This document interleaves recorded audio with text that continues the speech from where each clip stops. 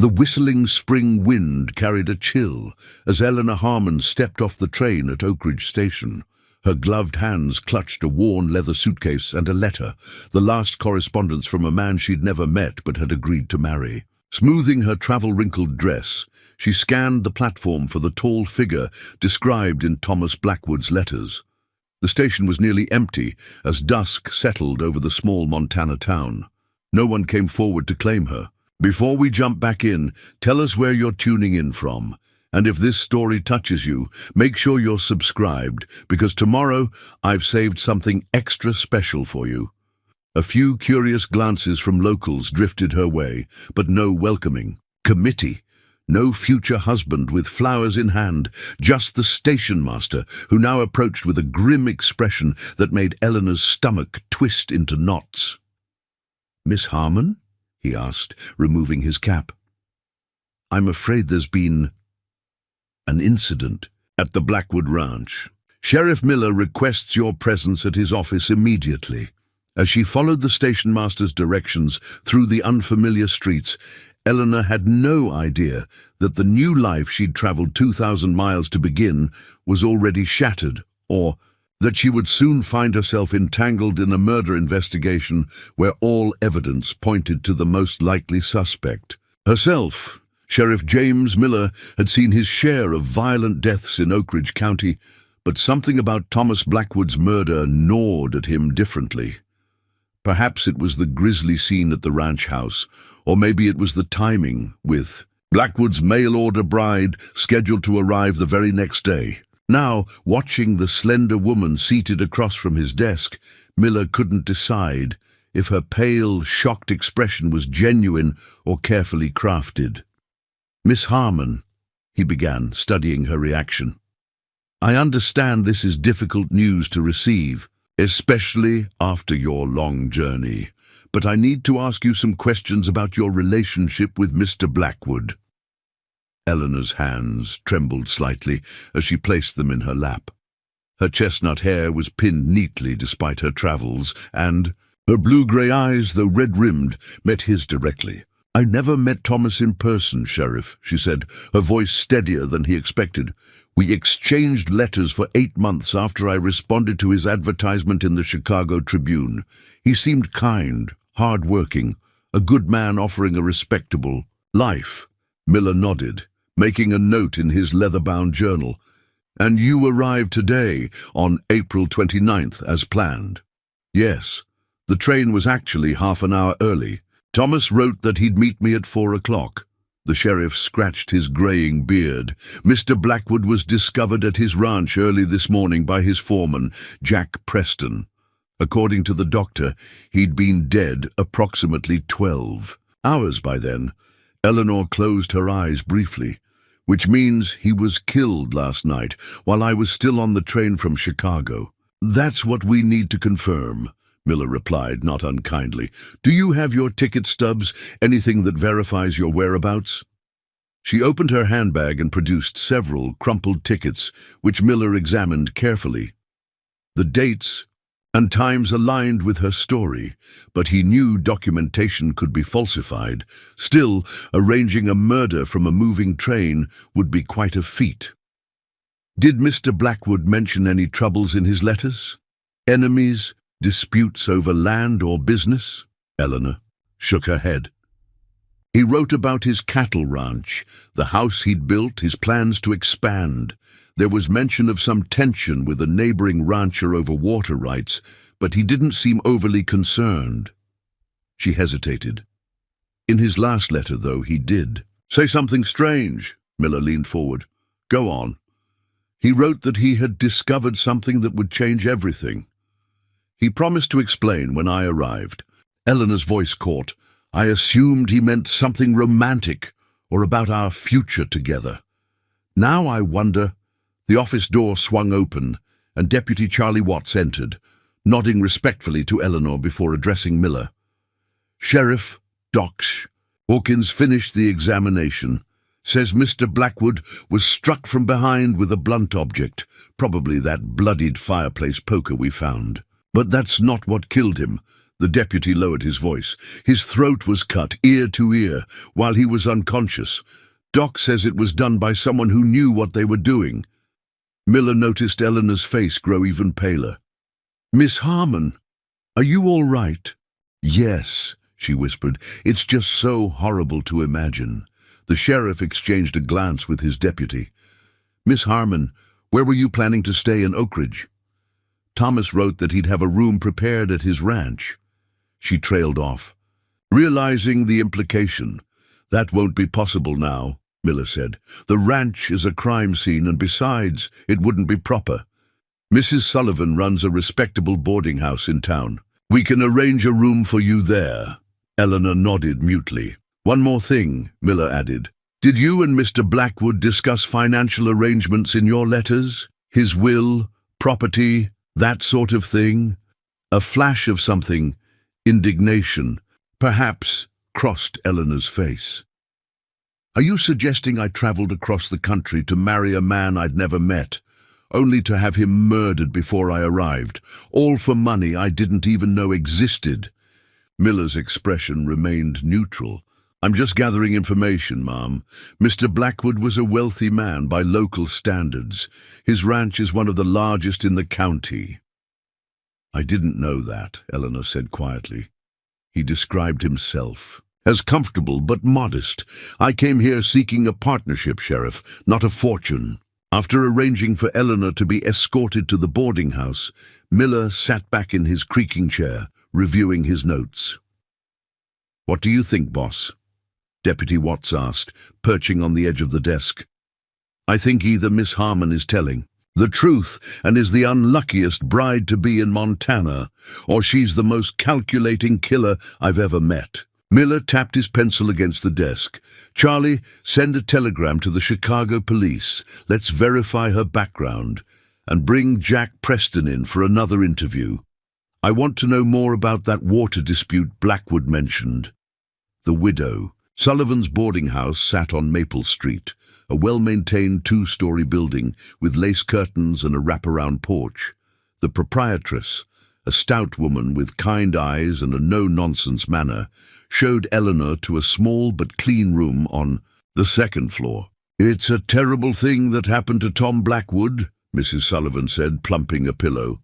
"He was well respected around here, kept to himself mostly, but always paid his debts and treated folks fair." Eleanor set her suitcase on the bed. "Did you know him well?" "As well as anyone in town, I suppose. He came for Sunday supper sometimes when business brought him to town." The widow paused. "He was excited about your arrival, you know. Came by last week to ask my advice on purchasing some curtains for the bedroom. Said a lady would want the place fixed up nicer than a bachelor would keep it." Tears welled in Eleanor's eyes at this small kindness from a man she would never meet. Mrs. Sullivan patted her arm sympathetically. "You rest now. Supper's at 6, but I can bring a tray up if you're not feeling sociable." Left alone, Eleanor unpacked her meager possessions, 3 dresses, undergarments, a hairbrush, and a small leather-bound Bible. From a hidden pocket in her suitcase, she withdrew a stack of letters tied with blue ribbon, all of Thomas's correspondence. She read through them again, searching for any clue about what might have led to his murder. The last letter, dated just 2 weeks ago, ended with words that now seemed ominous. "I've discovered something that will change everything, Eleanor. I can't wait to tell you when you arrive. I believe God has brought you into my life for a purpose greater than either of us initially imagined." What had Thomas discovered? And did it lead to his death? A knock at the door startled her. Mrs. Sullivan stood there with a tea tray. "You have a visitor downstairs, Miss Harmon. A Mr. Preston from the Blackwood Ranch." Eleanor followed Mrs. Sullivan to a small sitting room, where a tall, weathered man in his 40s stood awkwardly, hat in hand. His face was deeply tanned, except for a pale band across his forehead where his hat normally sat. "Miss Harmon, I'm Jack Preston, Mr. Blackwood's foreman." His voice was gruff but not unfriendly. "I thought you might want these." He held out a small package wrapped in brown paper. "Tom asked me to give them to you when you arrived. Said they belonged to his mother, and he wanted you to have them. Eleanor carefully unwrapped the package to find a pair of pearl earrings nestled in a velvet box. "They're beautiful," she whispered. Preston nodded. "He was a good man, Miss Harmon. I worked for him for 12 years, and I never knew him to be anything but fair and honest." His jaw tightened. "Whoever did this to him, it wasn't right." "Mr. Preston, did Thomas have enemies?" Preparing and narrating this story took us a lot of time, so if you are enjoying it, subscribe to our channel. It means a lot to us. Now back to the story. The foreman's eyes narrowed. "Sheriff, ask you to question me, miss?" "No, I'm asking. For myself. I came here to marry a man I'll never meet now. I'd at least like to understand what happened to him." Preston studied her for a moment before sighing. "There's been tension with the Reynolds outfit north of us, water rights dispute, but Richard Reynolds isn't the type for murder, more the type to drag you through endless lawsuits." He hesitated. There was something else, though. Past few weeks, Tom was acting strange. Going through old papers, riding out alone without telling anyone where he was headed, and he had a visitor the night before it happened. Eleanor leaned forward. "A visitor? Who?" "I don't know. I was in the bunkhouse when they arrived. Saw a horse I didn't recognize tied up outside the main house around sunset. By morning, it was gone." Preston twisted his hat in his hands. "I should have checked on him. Maybe if I had—" "You found him, didn't you?" Eleanor asked gently. The foreman nodded, his expression haunted. "When he didn't come out for breakfast, I went to check. The front door was ajar. I called out, but there was no answer. Then I saw him, in the study, all that blood." He cleared his throat. "Pardon me, miss. You don't need to hear the details." Eleanor touched his arm lightly. "Thank you for bringing me the earrings, Mr. Preston, and for being a loyal friend to Thomas." After Preston left, Eleanor returned to her room, the pearl earrings clutched in her hand. She felt overwhelmed by grief for a man she'd never met, yet had grown to care for through months of correspondence. What kind of life might they have built together? Now, she would never know. She was startled from her thoughts by another knock. This time, it was a young boy of about 12, with a freckled face and a missing front tooth. "Are you Miss Harmon?" he asked. When Eleanor nodded, he thrust a folded paper into her hand. "Sheriff Miller says to give you this." The note was brief. "Please come to my office tomorrow morning at 9 a.m. New information has come to light." Sheriff J. Miller. Eleanor barely slept that night, tossing and turning as her mind raced with questions. Who had visited Thomas the night of his murder? What had he discovered that would change everything? And why did the sheriff want to see her again so urgently? At breakfast, Mrs. Sullivan introduced her to the other boarders, a schoolteacher, an elderly widower, and a young bank clerk. They were politely curious about her, but Eleanor could sense their underlying suspicion. News traveled fast in small towns, and everyone knew she was the mail-order bride who arrived to find her groom murdered. "Don't mind them," Mrs. Sullivan whispered as she refilled Eleanor's coffee cup. "Folks around here aren't used to excitement. They'll settle down once the real killer is caught." Once the real killer is caught. The implication was clear. Some people suspected her despite her ironclad alibi of being on a train when the murder occurred. At precisely 9 o'clock, Eleanor entered the sheriff's office. Miller was at his desk examining a document. Another man in an expensive suit stood by the window, his back to her. "Miss Harmon, thank you for coming," Miller said, rising. "This is Mr. Lawrence Davis, Mr. Blackwood's attorney." The man turned, revealing a handsome face with calculating eyes that assessed Eleanor coldly.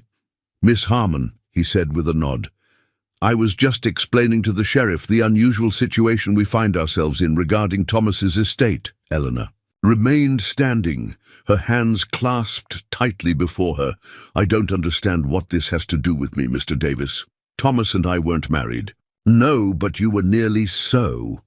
Davis pulled a document from his leather portfolio. "Thomas made changes to his will just 3 weeks ago.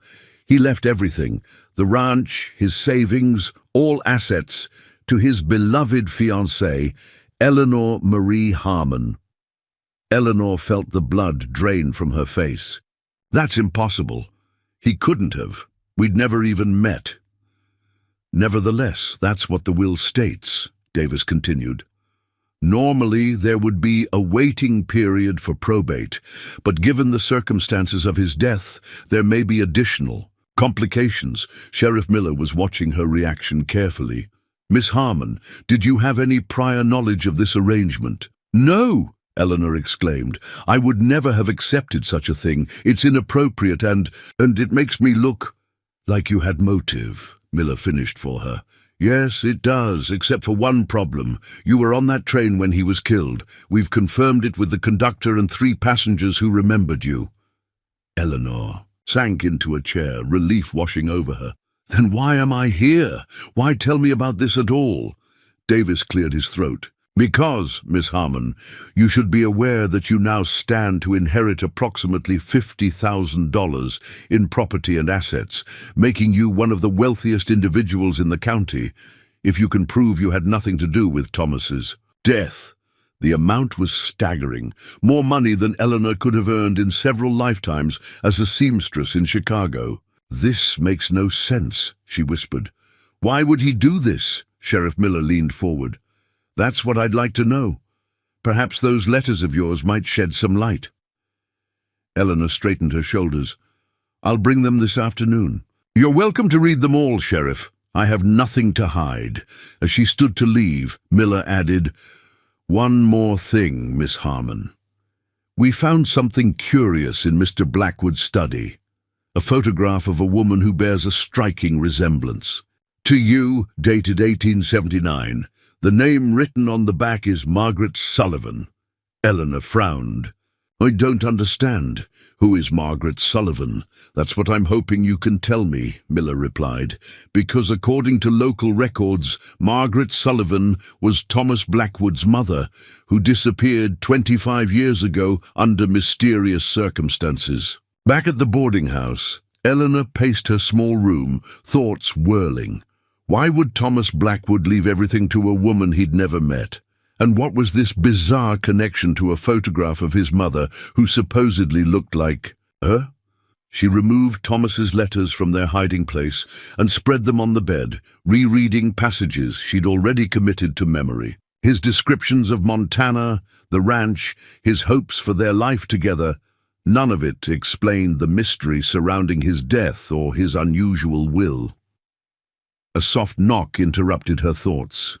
Mrs. Sullivan stood in the doorway with a concerned expression. Are you all right, dear? You rushed in looking like you'd seen a ghost. Eleanor hesitated, then decided to trust the kind widow. Mrs. Sullivan, did you ever hear of Margaret Sullivan in Oak Ridge? Not related to you, I presume, but apparently she was Thomas Blackwood's mother. The older woman's face paled visibly. Where did you hear that name?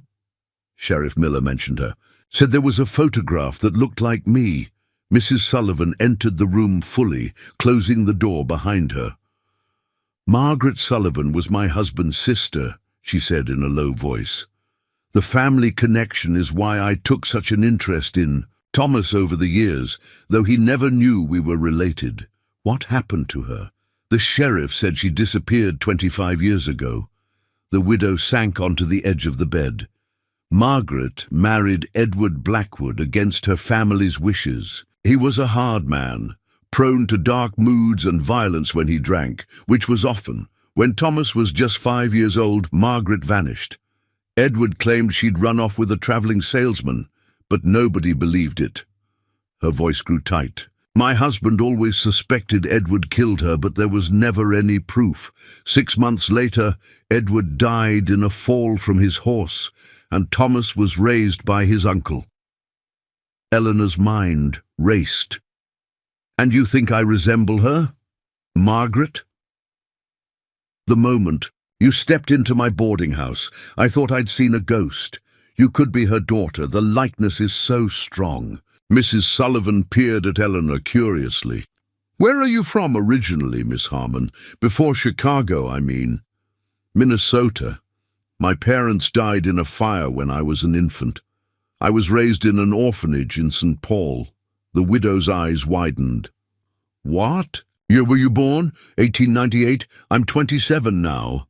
Eleanor suddenly realized where this line of questioning was leading. Mrs. Sullivan, you can't possibly think that you might be Margaret's daughter. The timing fits. She disappeared in early 1898. Eleanor felt lightheaded. But that would make Thomas my half-brother, yes. Mrs. Sullivan patted her hand. It's just speculation, dear. But it might explain why Thomas was so drawn to your advertisement response, why he chose you over dozens of other eligible women who answered his ad. Did he know?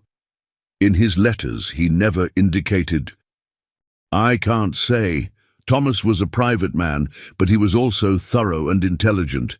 If he suspected a connection, he would have investigated it. Eleanor thought back to his final letter. I've discovered something that will change everything.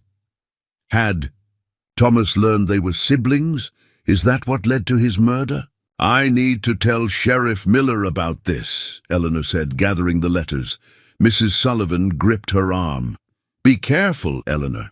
If Thomas was killed for what he discovered, you could be in danger too. As Eleanor hurried toward the sheriff's office, a sense of being watched prickled at the back of her neck. She glanced behind her several times, but saw nothing suspicious on the busy main street. Still, the feeling persisted. Clutching Thomas's letters tighter, she quickened her pace, unaware that from a second-story window across the street, someone was indeed watching her every move through the telescopic sight of a rifle. Someone who had already killed once to protect a secret and wouldn't hesitate to kill again. Eleanor quickened her pace along Main Street, the weight of Thomas's letters in her satchel matched only by the burden of shocking revelations swirling through her mind. The possibility that she and her deceased fiancé might actually be siblings. It was almost too fantastic to believe. Yet the timing, the resemblance, and Thomas's cryptic final message all suggested a connection that couldn't be dismissed. As she rounded the corner toward the sheriff's office, a shot rang out. The brick wall beside her exploded into red dust and fragments, mere inches from her head. Eleanor dropped to the ground instinctively, heart pounding wildly as shouts erupted across the street. "Get down! Everybody down!" Sheriff Miller's voice boomed as he burst from the hardware store, revolver drawn.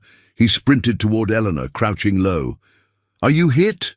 "No," she gasped, hands trembling as he pulled her behind a water trough. "Stay here," Miller ordered, then signaled Deputy Watts, who was already moving toward the building where the shot originated. The next few minutes passed in a blur of shouts and footsteps. When Miller finally returned, his expression was grim. "Whoever it was, they're gone. Left a good Winchester rifle behind, though." He helped Eleanor to her feet. "Someone doesn't want you talking to me, Miss Harmon." Inside the sheriff's office, Eleanor sank into a chair, accepting the glass of water Miller offered. The reality of her situation was settling in. She was a target, just as Thomas had been. "Sheriff, I need to tell you what Mrs. Sullivan just told me," she said, relaying the widow's revelations about Margaret Sullivan, Thomas's mother, and the uncanny resemblance that suggested a biological connection. Miller listened intently, occasionally jotting notes. When she finished, he leaned back in his chair, digesting the information. That would explain a lot, he mused, including why Thomas changed his will so suddenly. He reached into his desk drawer and withdrew a faded photograph, sliding it across. To Eleanor. "This is the photograph we found in Thomas's study." Eleanor's breath caught. The woman in the image could have been her twin. The same heart-shaped face, the same slight tilt of the eyes. Only the old-fashioned dress and hairstyle marked her as being from a different era. "Mrs. Sullivan is right," she whispered. "The resemblance is remarkable. If Thomas suspected you were his half-sister, that would be the discovery he mentioned in his final letter," Miller reasoned. but it doesn't explain who would want him dead for it, or who's trying to silence you. Now, Deputy Watts entered holding a telegram. Message from Chicago, boss. Miss Harmon's background checks out. Orphanage records confirm she was brought there as an infant after her parents supposedly died in a fire in 1898. Supposedly? Eleanor echoed. Couldn't find any record of the fire, Watts explained. And the couple listed as your parents, James and Sarah Harmon, don't appear in any Minnesota records before 1897. Miller drummed his fingers on the desk. Sounds like someone created a cover story.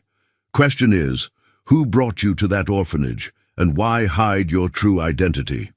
Eleanor's mind was racing. If Margaret didn't die, if she escaped her abusive husband and was pregnant with another man's child, she might have fabricated the story to protect us both from Edward Blackwood. It's plausible, Miller agreed, but it still doesn't. Tell us who murdered Thomas or who's trying to kill you now. He turned to Watts. Charlie, get word to the Blackwood Ranch. I want all the hands accounted for, and send someone to keep an eye on Richard Reynolds. If this is about the water rights dispute, he might be involved. Eleanor opened her satchel. I brought Thomas's letters, as promised. Perhaps there's something in them that might help. For the next hour, she and Miller pored over the correspondence. Thomas's letters revealed a man who was thoughtful, educated, and increasingly smitten with his mail-order bride. But there was no mention of suspicions about her identity until the final letter with its cryptic message. Look at this, Miller said, pointing to an offhand comment in a letter from February. He mentions consulting old family records at Davis's suggestion. Lawrence Davis, his attorney. The same man who told us about the will. Eleanor frowned.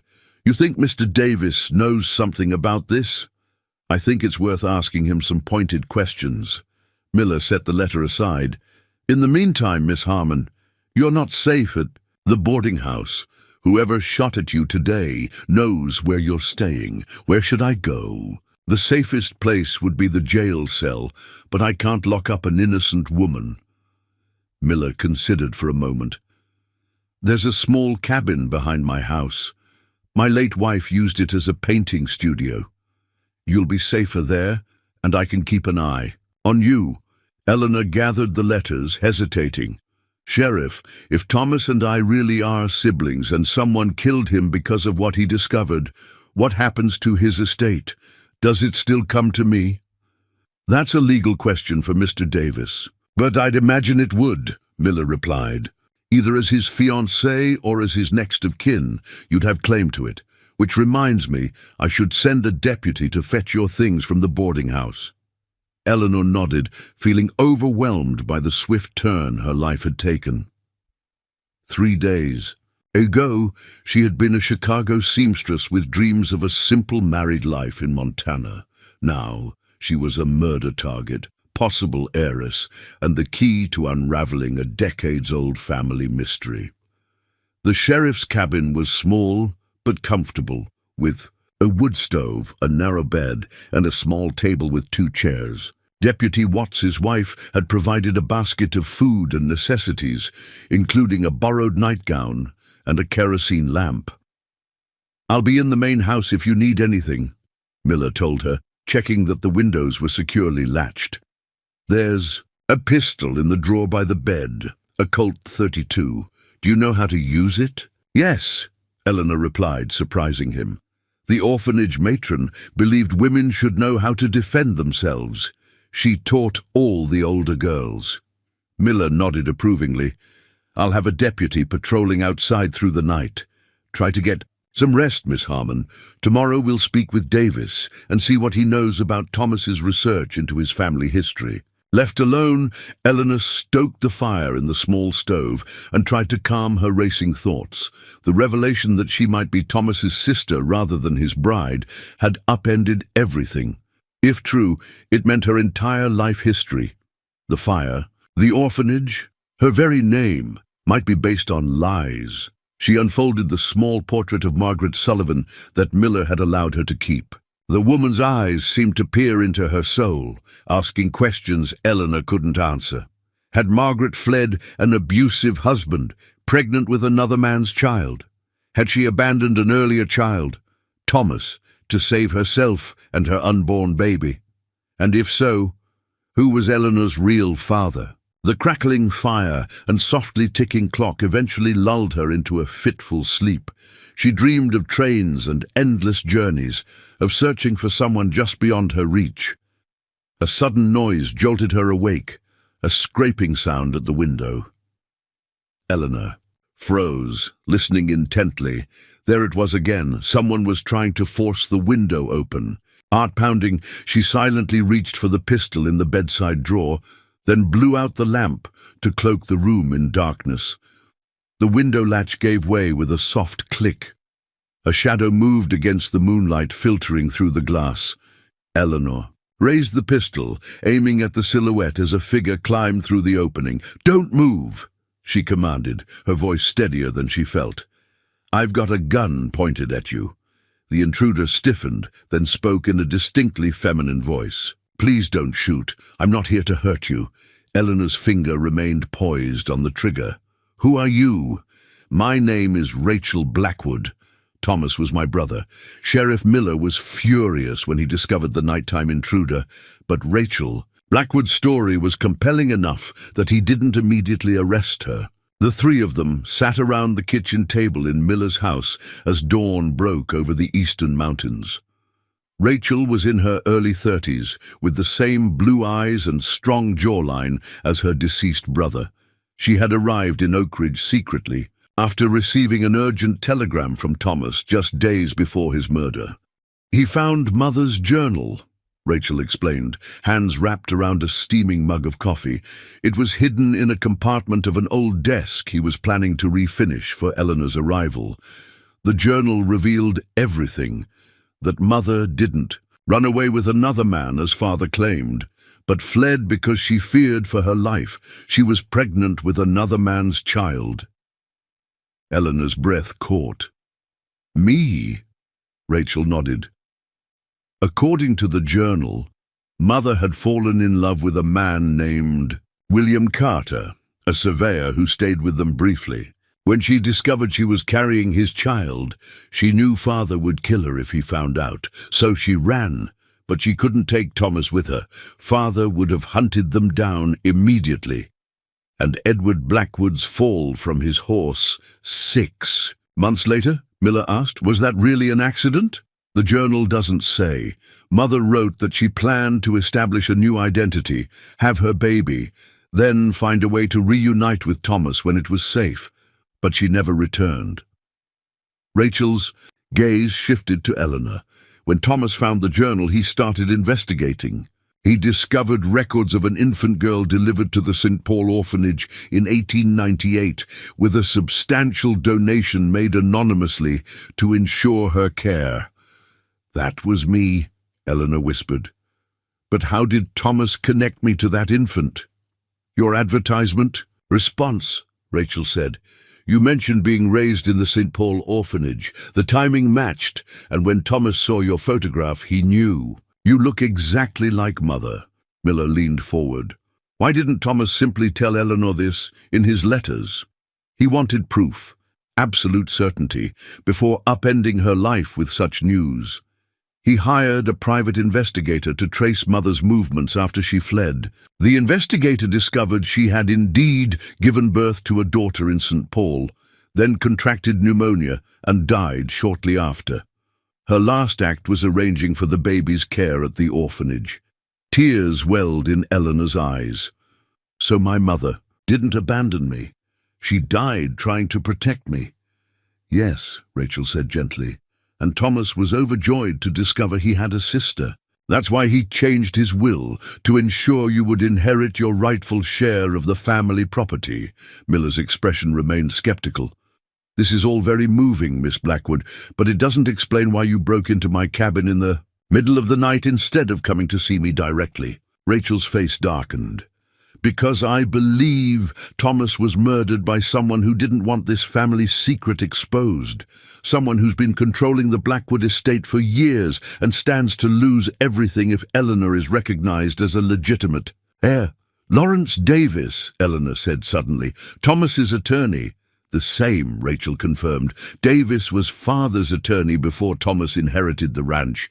He's been skimming from the estate for years. Thomas discovered discrepancies in the accounts last month, alongside Mother's journal. He confronted Davis about it. And Davis killed him to keep his embezzlement secret, Miller concluded. But there's a problem with your theory, Miss Blackwood. Davis is the one who told us about Thomas's will change, the very thing that would expose him. Why would he do that if he was trying to conceal Eleanor's identity? Because he didn't expect Eleanor to actually appear, Rachel explained.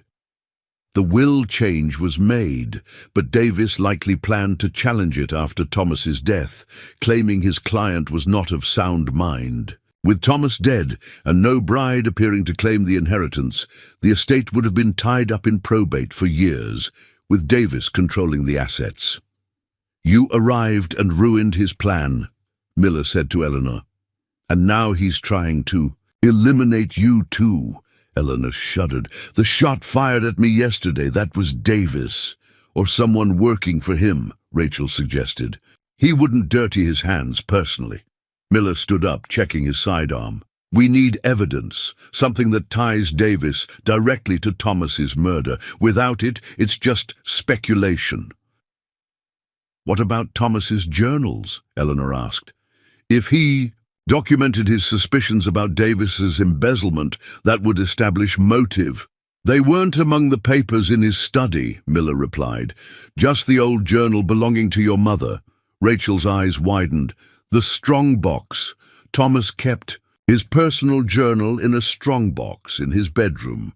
It had a false bottom where he hid important documents. We didn't find any strong box, Miller said.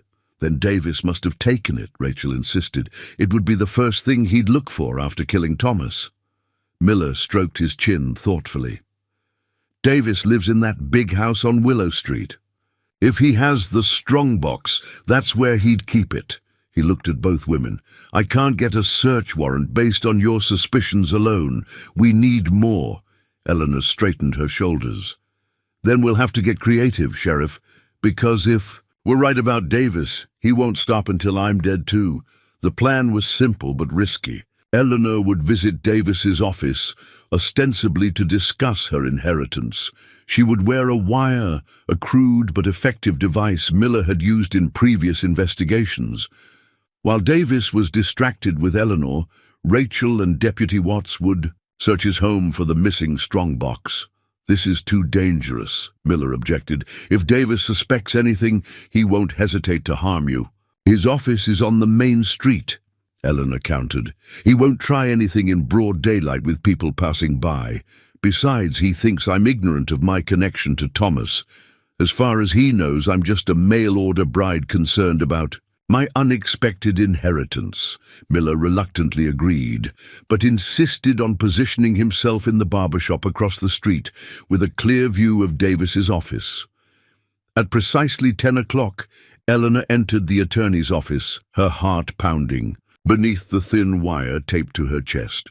Davis greeted her with professional courtesy, though his eyes held the same calculating coldness she'd noticed at their first meeting.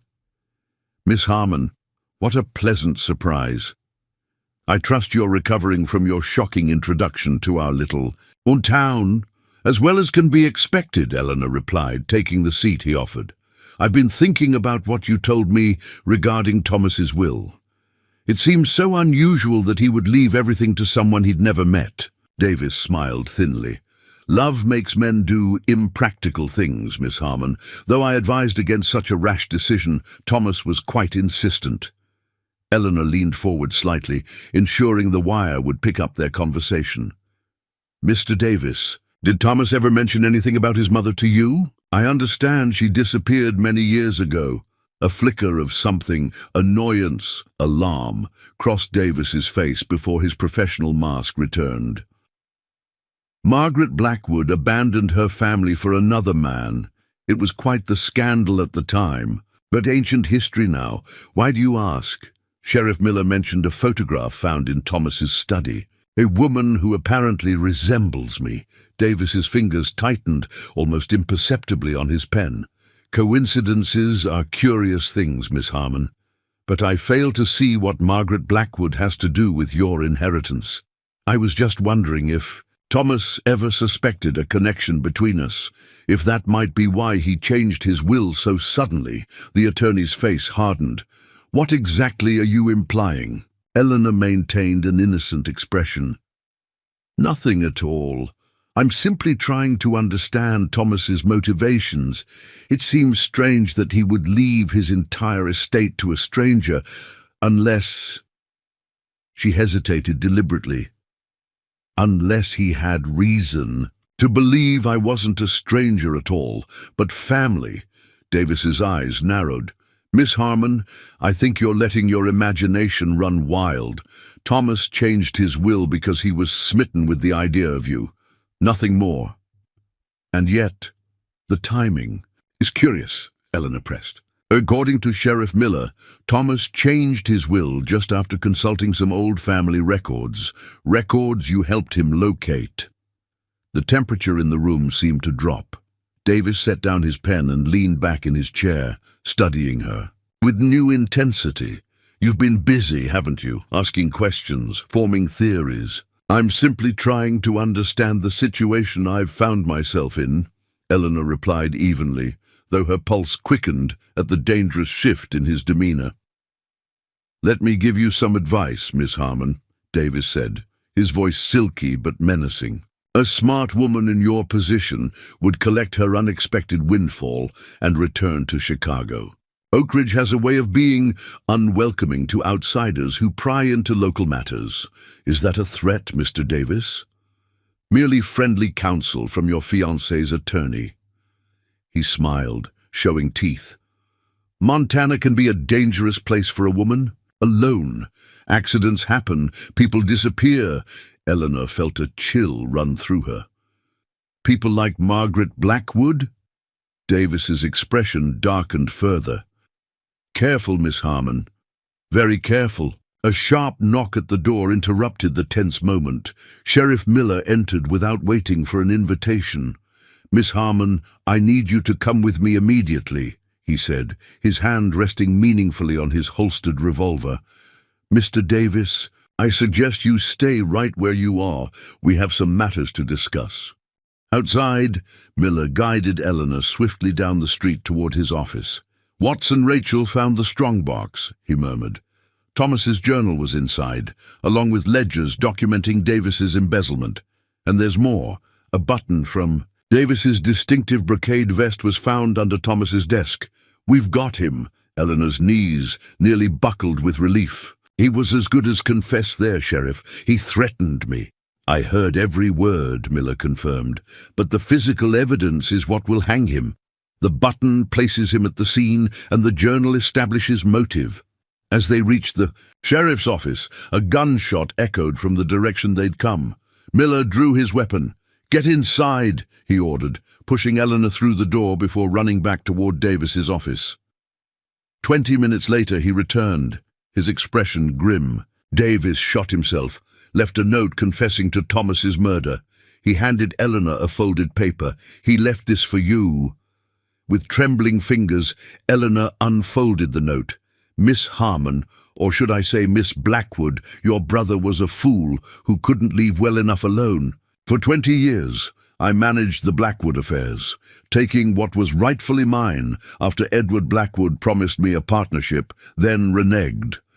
When Thomas discovered my accounting methods and your existence simultaneously, he became dangerous. He planned to welcome you not as a bride, but as a sister, to make you co-owner of the ranch that should have been partially mine. I couldn't allow that. But I miscalculated your arrival time. I expected the mail-order bride to arrive before I could. Dispose of Thomas. You've won, Miss Blackwood. The estate is yours, but know this, The Blackwood name carries a curse of violence and tragedy. It claimed your mother, your father, your brother, and now me. You would be wise to sell everything and flee while you can. Lawrence Davis, Eleanor. Let the paper fall to the desk, a complex mixture of emotions washing over her. Justice had been served, but at what cost? Thomas, the brother she'd never known, was gone forever, along with any chance to build the relationship he'd hoped for. "What happens now?" she asked Miller quietly. "That's up to you," he replied. "The Blackwood Ranch is yours either way, as Thomas's fiancée or as his sister.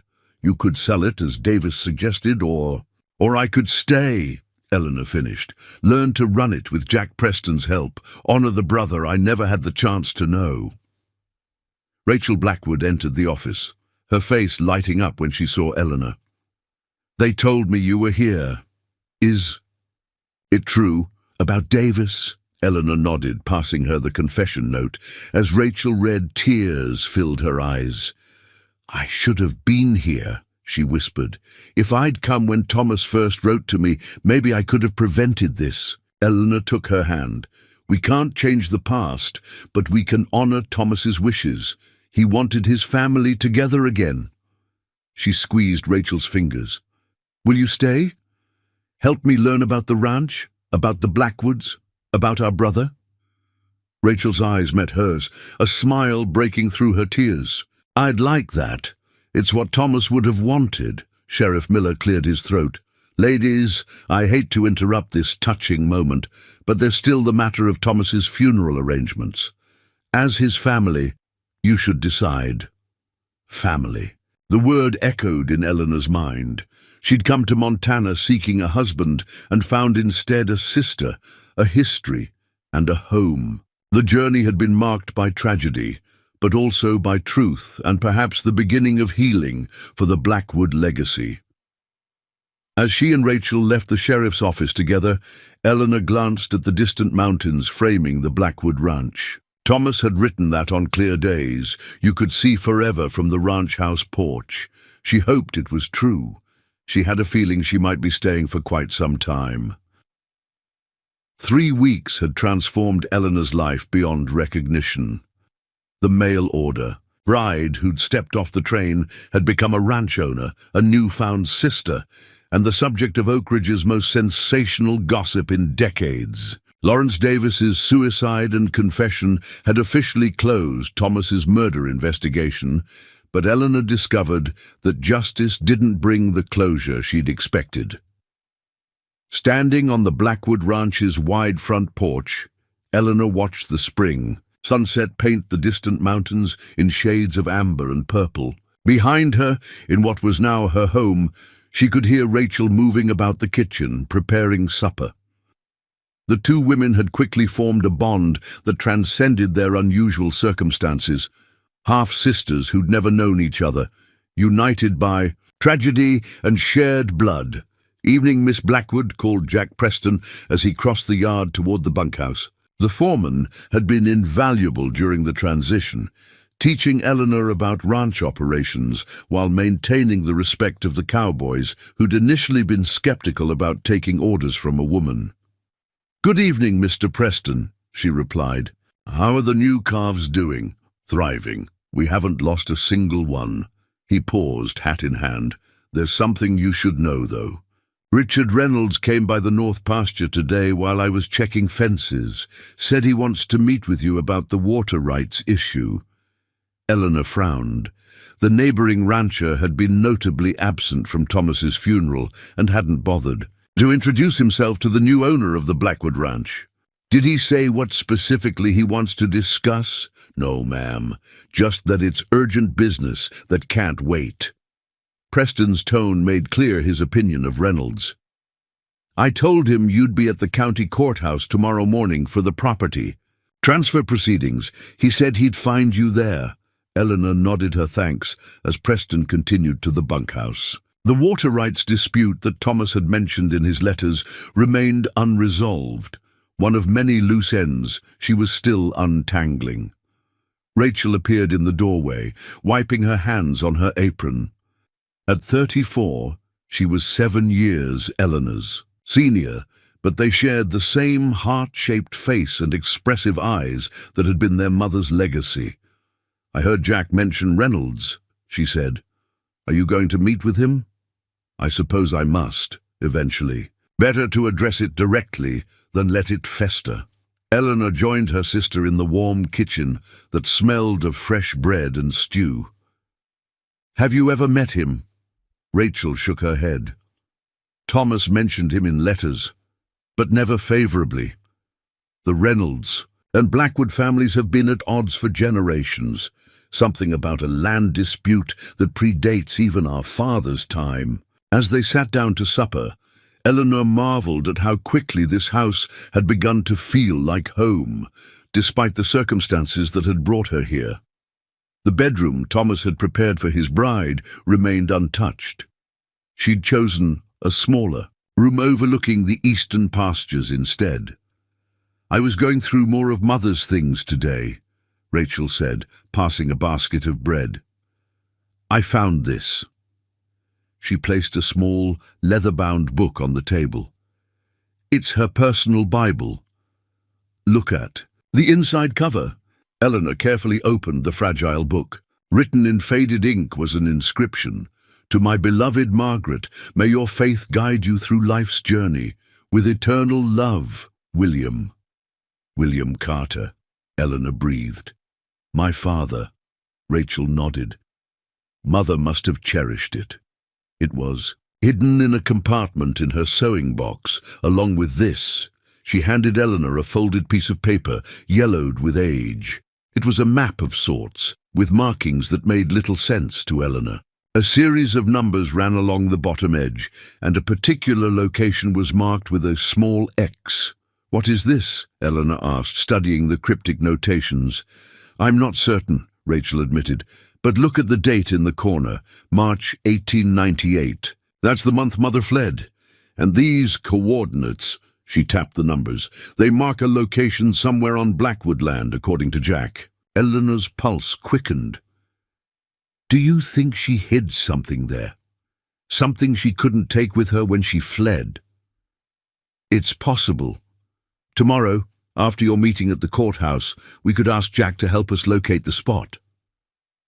Eleanor traced her finger over the faded X, wondering what secrets her mother might have left behind a quarter-century ago.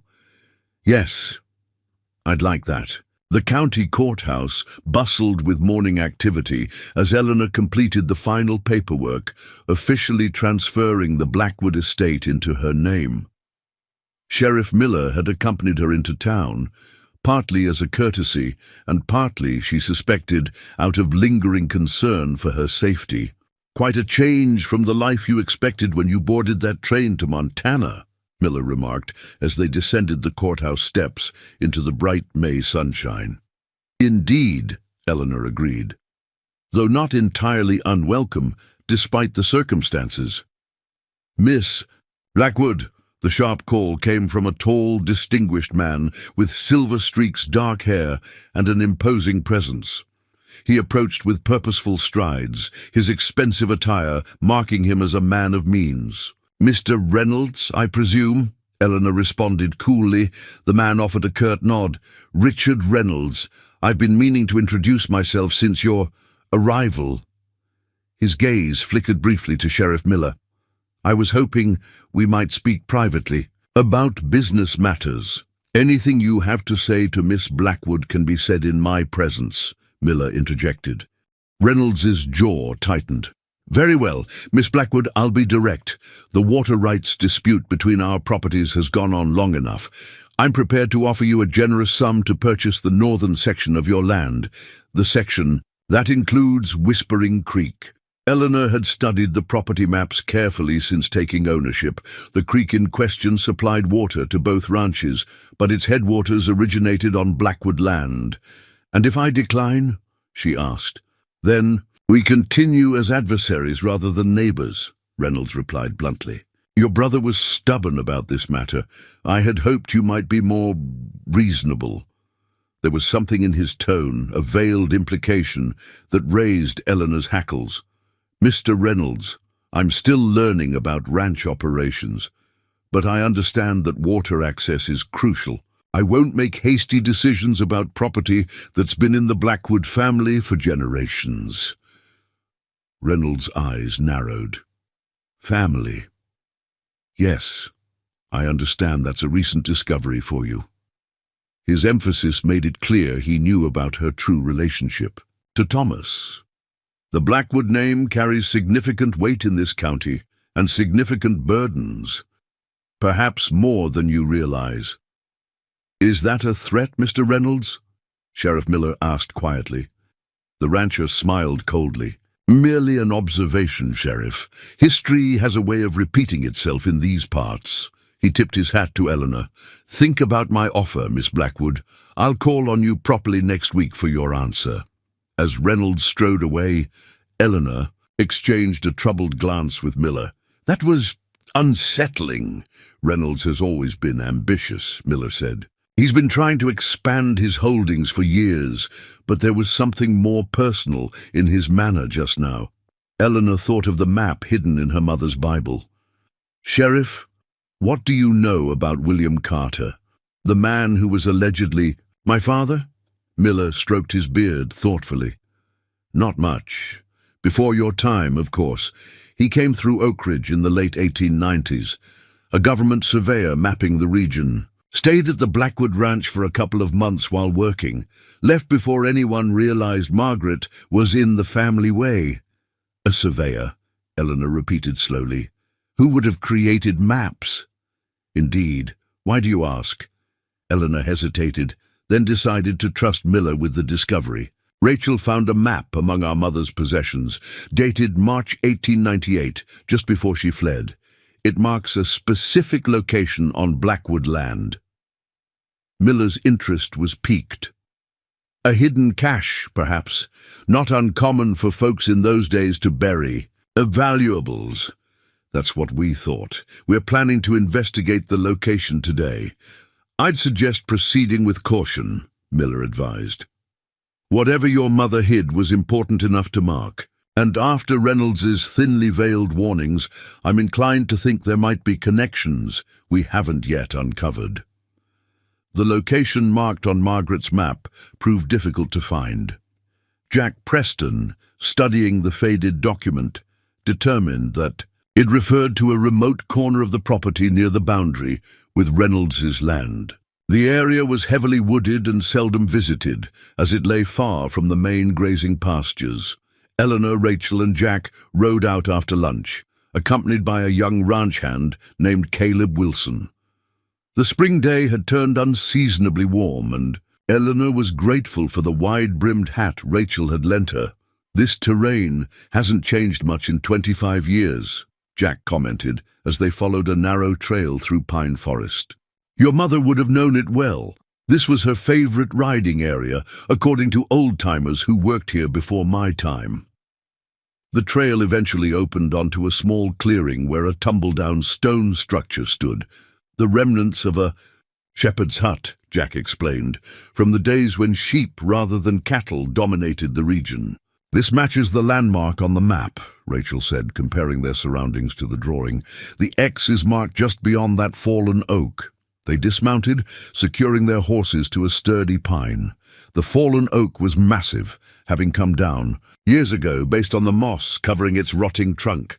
Beyond it lay a small natural hollow, partially obscured by overgrown brush. "Let me clear this," Jack offered, drawing a knife to hack away the tangled growth. As the brush was removed, they discovered a flat stone about the size of a dinner plate, deliberately placed and partially buried. "Help me move this," Eleanor said, kneeling beside the stone.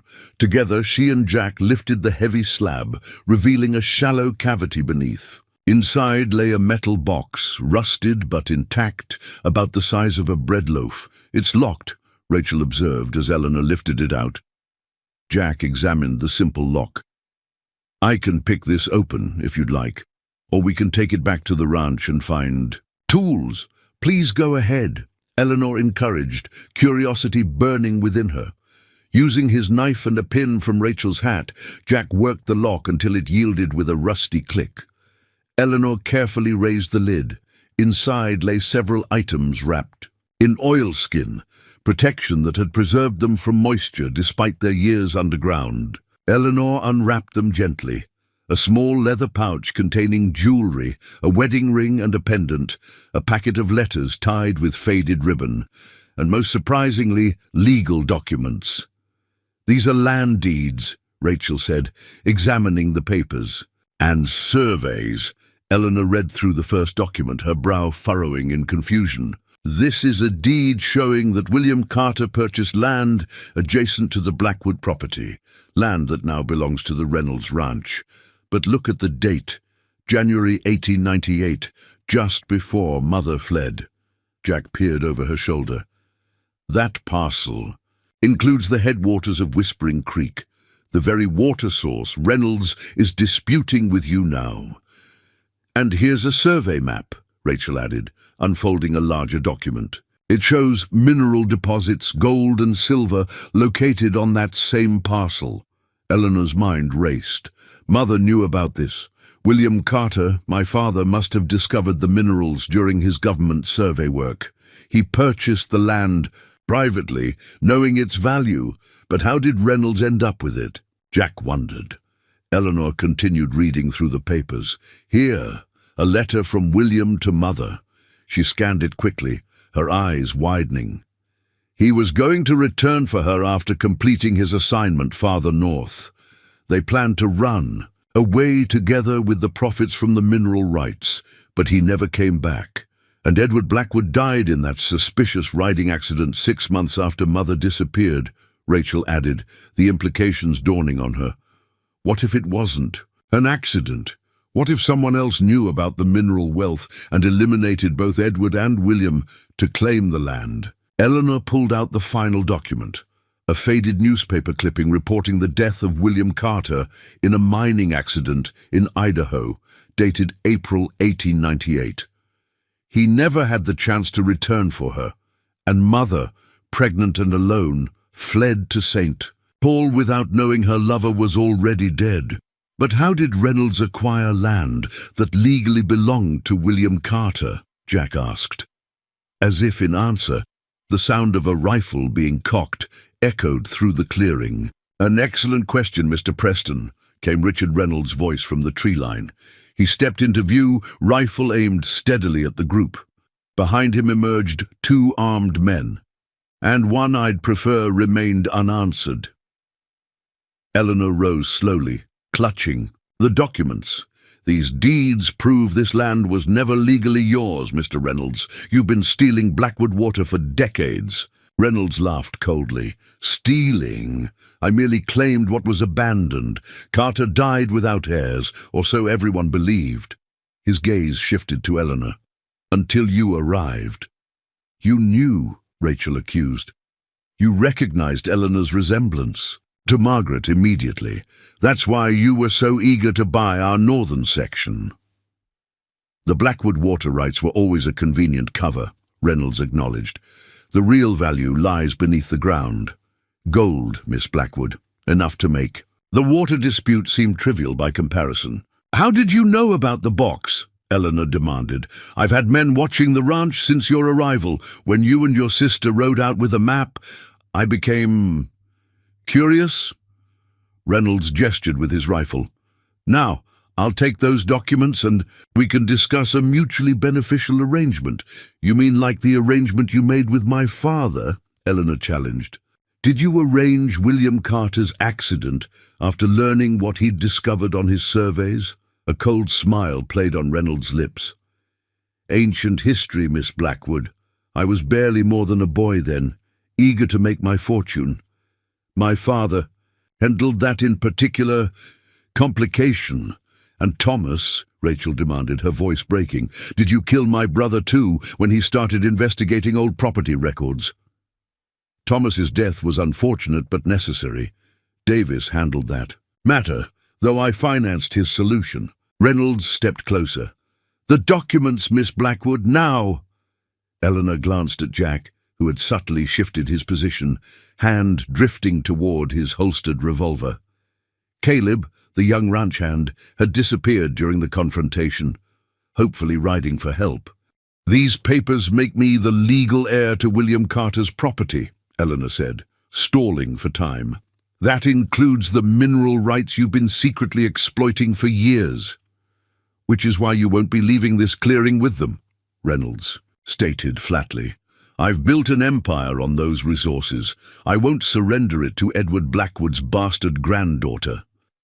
The crude insult stung, but Eleanor maintained her composure. "You're wrong about one thing, Mr. Reynolds. I won't be alone in pressing my claim." She nodded toward the tree line behind him. "Sheriff Miller has heard every word you've said." Reynolds whirled around, providing the distraction Jack needed. The foreman drew his revolver with lightning speed, shouting, "Down!" Eleanor and Rachel dropped to the ground as gunfire erupted across the clearing. One of Reynolds's men fell immediately. Sheriff Miller and Deputy Watts emerged from cover, firing precisely. The second gunman threw down his weapon in surrender. Reynolds, seeing his advantage lost, swung his rifle toward Eleanor in a final desperate move, only to be cut down by Jack Preston's bullet before he could pull the trigger. The sudden silence that followed seemed deafening. Eleanor's ears rang as Miller helped her to her feet. "Are you all right?" he asked urgently. She nodded, still clutching the precious documents. "How did you know to follow us?" Young Caleb came tearing into town like the devil himself was chasing him, Miller explained. "Said you'd found something important and Reynolds's men were watching. We rode out immediately." Jack holstered his weapon, looking grim as he knelt beside Reynolds's body. "It's over," he said simply. But Eleanor knew it was also a beginning. The documents she held would transform her inheritance yet again, expanding the Blackwood holdings to include the land and mineral rights that were her father's legacy. More importantly, they completed the puzzle of her origins, vindicating both her mother's flight and her father's intentions. "Not quite over," she corrected gently. "There's still justice to be done. For William Carter, for my mother, and for Thomas." As they rode back to the ranch, the metal box secured in Eleanor's saddlebag, she felt a sense of purpose solidifying within her. She had come to Montana seeking a husband and found instead her true identity, a sister, and a legacy far more complex than she could have imagined. The Blackwood name, her name, would no longer be associated with tragedy and mystery, but with truth and restoration. And perhaps, she thought, glancing at Sheriff Miller riding beside her, there might yet be room for the kind of partnership she had originally journeyed west to find, just not in the way she had expected. Spring sunshine filtered through the pine branches overhead, and for the first time since stepping off the train in Oak Ridge, Eleanor felt she was truly heading home. 2 months after the confrontation with Reynolds, summer had settled over Oak Ridge County, bringing long, sun-drenched days and peaceful evenings. The Blackwood Ranch thrived under its new leadership. Eleanor had proven to be a quick study in ranching operations, while Rachel's organizational skills kept the household and finances in perfect order. The revelations about William Carter's land and its valuable mineral deposits had created a sensation throughout the territory. With Reynolds dead and his criminal activities exposed, the courts had swiftly recognized Eleanor's claim to her father's property. The gold mine that Reynolds had secretly operated for years was now legally part of the expanded Blackwood holdings. On this particular evening, Eleanor sat on the front porch reviewing cattle sale contracts while enjoying the warm twilight. The ranch hands were returning from the day's work, dusty and tired, but in good spirits under Jack Preston's capable supervision. "Mail delivery, Miss Blackwood," called Caleb, the young ranch hand who had potentially saved their lives by fetching Sheriff Miller during the Reynolds confrontation. He handed over several envelopes and a small package. "Thank you, Caleb," Eleanor smiled, noting how the boy had filled out over the summer months. Like many of the hands, he'd initially been skeptical about working for a female boss, but had since become one of her most loyal supporters. Among the correspondence was an official-looking letter from the territorial governor's office. Eleanor opened it curiously, then let out a small gasp of surprise. "Good news?" asked Rachel, who had emerged from the house with a tray bearing lemonade. "It's about Reynolds' accomplices," Eleanor explained.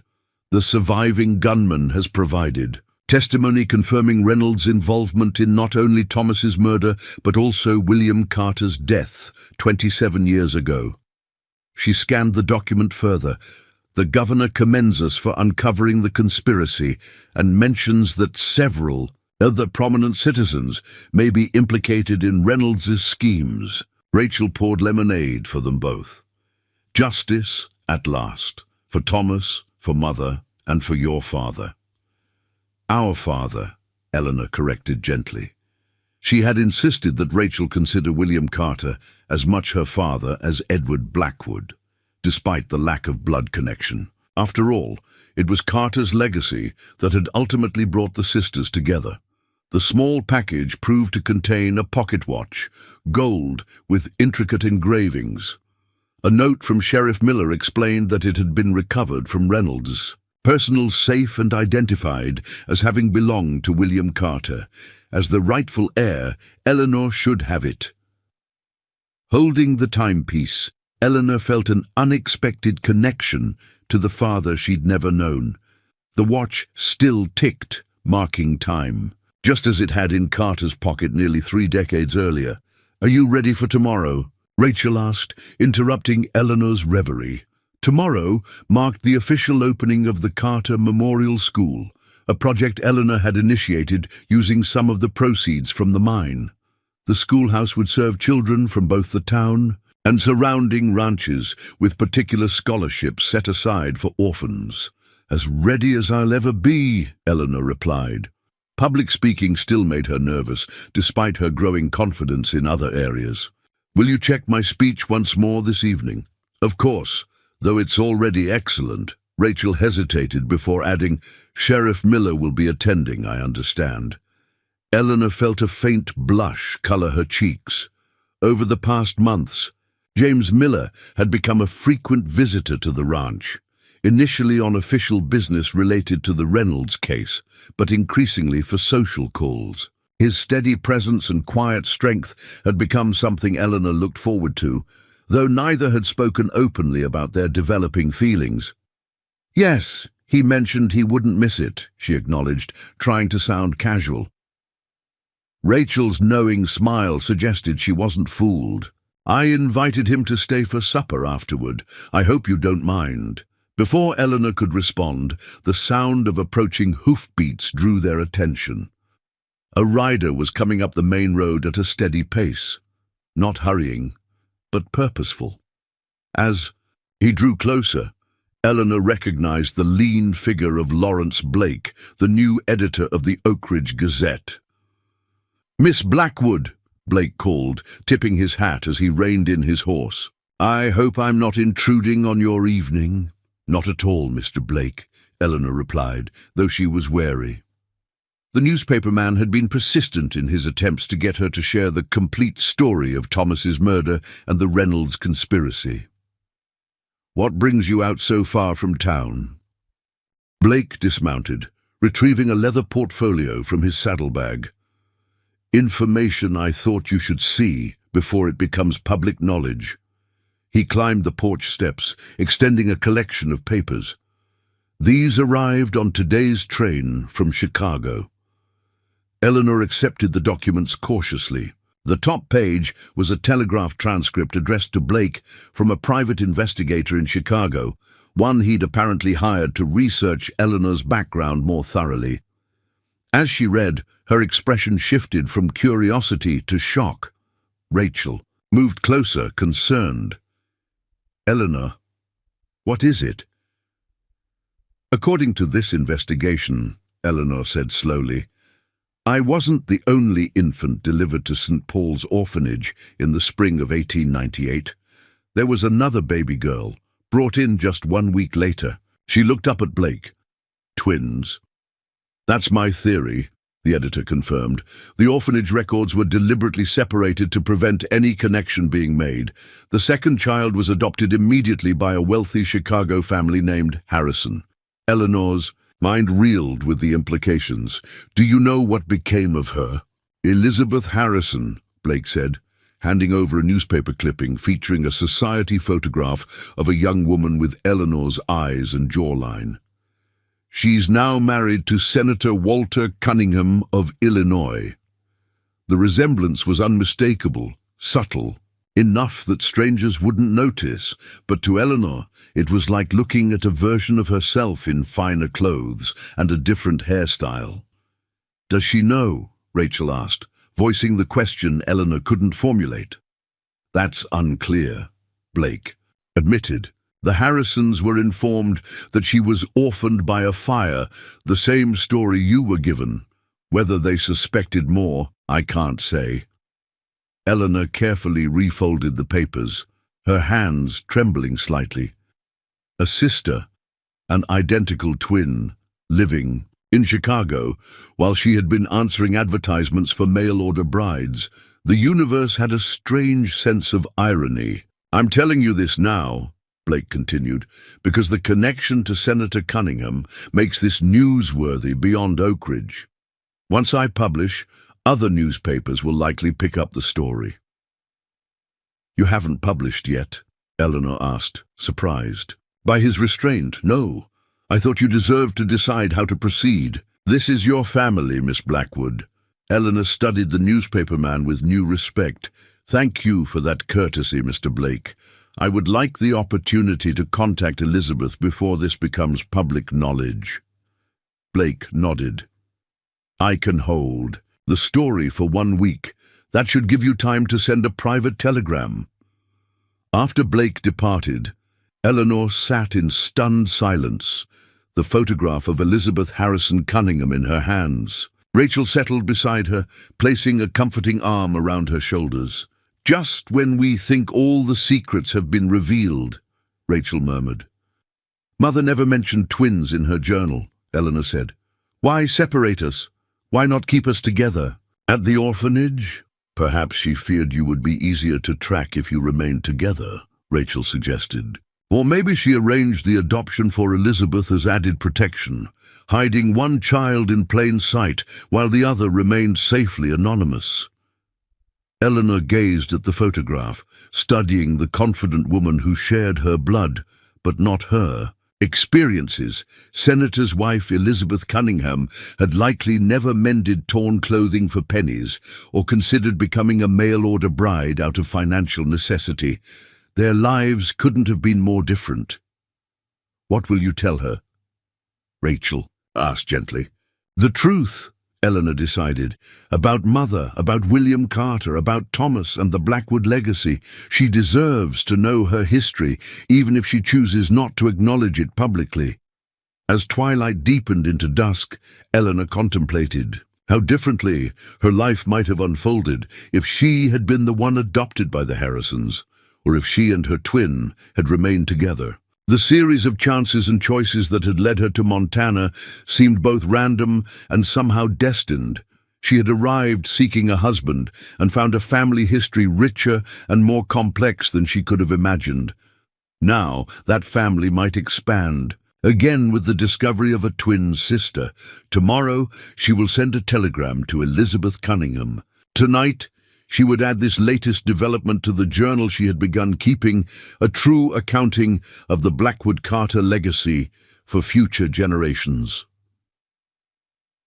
The watch in her pocket continued its steady ticking, marking the rhythm of a story, still unfolding, a mystery whose final chapters remained unwritten. The Oakridge train station bustled with unusual activity as Eleanor paced the platform, checking her pocket watch for the third time in as many minutes. The Chicago Express was scheduled to arrive at precisely noon, but like many frontier railroads, its timing was more aspiration than reality. "It's only 10 minutes late," Sheriff Miller remarked, his calm presence beside her a steadying influence. "The recent rains probably slowed them down, crossing the eastern counties." Eleanor nodded, smoothing her best dress nervously. 6 weeks had passed since she'd sent the telegram to Elizabeth Cunningham, revealing their connection and inviting her newfound twin to visit Montana. The response had been swift but cautious, a brief wire indicating Elizabeth would arrive on today's train, accompanied by her personal secretary. No mention was made of whether her husband, Senator Cunningham, approved of or even knew about this journey. "What if she's nothing like me?" Eleanor voiced the concern that had kept her awake much of the previous night. "We may share blood, but we've lived such different lives," Miller smiled. "You're both daughters of Margaret Sullivan and William Carter. That counts for something." He hesitated before adding, "And from what Blake's investigation revealed, you both have a reputation for determination and independence, though expressed in different circles." In the weeks since learning of her twins' existence, Eleanor had gathered what information she could about Elizabeth Harrison Cunningham. The portrait that emerged was of a socially prominent woman who defied expectations, a senator's wife who championed women's suffrage and education reform rather than focusing solely on Washington's social calendar.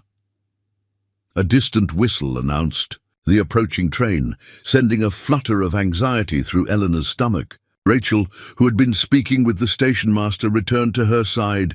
"Remember," she said softly, "whatever happens today, you still have family here." Eleanor squeezed her half-sister's hand gratefully as the locomotive steamed into the station, belching smoke and cinders. Passengers began disembarking, first businessmen in suits, then a family with small children, and finally a striking woman in an elegant traveling ensemble that screamed Chicago fashion, even prepared for the resemblance. Eleanor felt a jolt of recognition so profound it momentarily stole her breath. Elizabeth Cunningham had the same heart-shaped face, the same blue-grey eyes, though her bearing was more practiced, her movements more refined. Behind her followed a plain, efficient-looking woman carrying a leather portfolio. Elizabeth scanned the platform, her gaze stopping abruptly when it found Eleanor. For a breathless moment, the twins simply stared at each other across the crowded station. Then Elizabeth handed her small valise to her secretary and walked forward with measured steps. "Eleanor Harmon Blackwood," she said, her voice so similar to Eleanor's own that Rachel visibly started. "Or should I simply call you sister?" "Either would be welcome," Eleanor replied, uncertain whether to offer a handshake or embrace. The choice was made for her when Elizabeth extended her gloved hand formally. "I'm Elizabeth Cunningham. This is my secretary, Miss Abigail Barnes." She gestured to the woman behind her, who nodded respectfully. "I must say, the resemblance is even more pronounced in person." "It's remarkable," Sheriff Miller agreed, removing his hat. "Sheriff James Miller, ma'am. Welcome to Oak Ridge." Elizabeth acknowledged him with a polite nod before returning her attention to Eleanor. "I believe we have much to discuss. Privately, of course.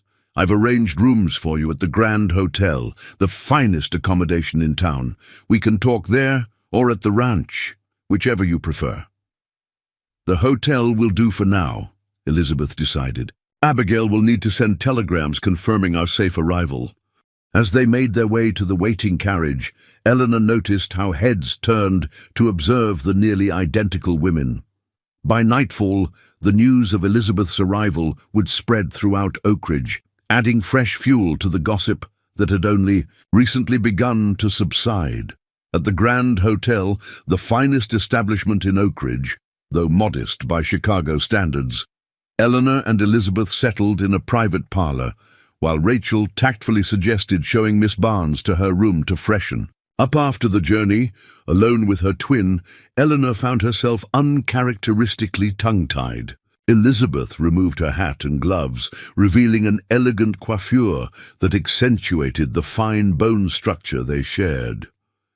"Your telegram came as quite a shock," Elizabeth began, breaking the awkward silence, though perhaps not as much as it should. "Have you suspected something about your adoption?" Eleanor asked. "I knew I was adopted. My parents never concealed that fact." But they claimed ignorance about my origins, saying only that I had been orphaned by tragedy. Elizabeth's gaze was direct, assessing. However, my mother once mentioned a strange encounter with a woman who became distressed upon seeing me as a child, a woman who claimed I resembled someone she had known. Now I wonder if that woman might have recognized our mother in me. Eleanor retrieved the small photograph from her reticule, the picture of Margaret Sullivan that had been found among Thomas's possessions.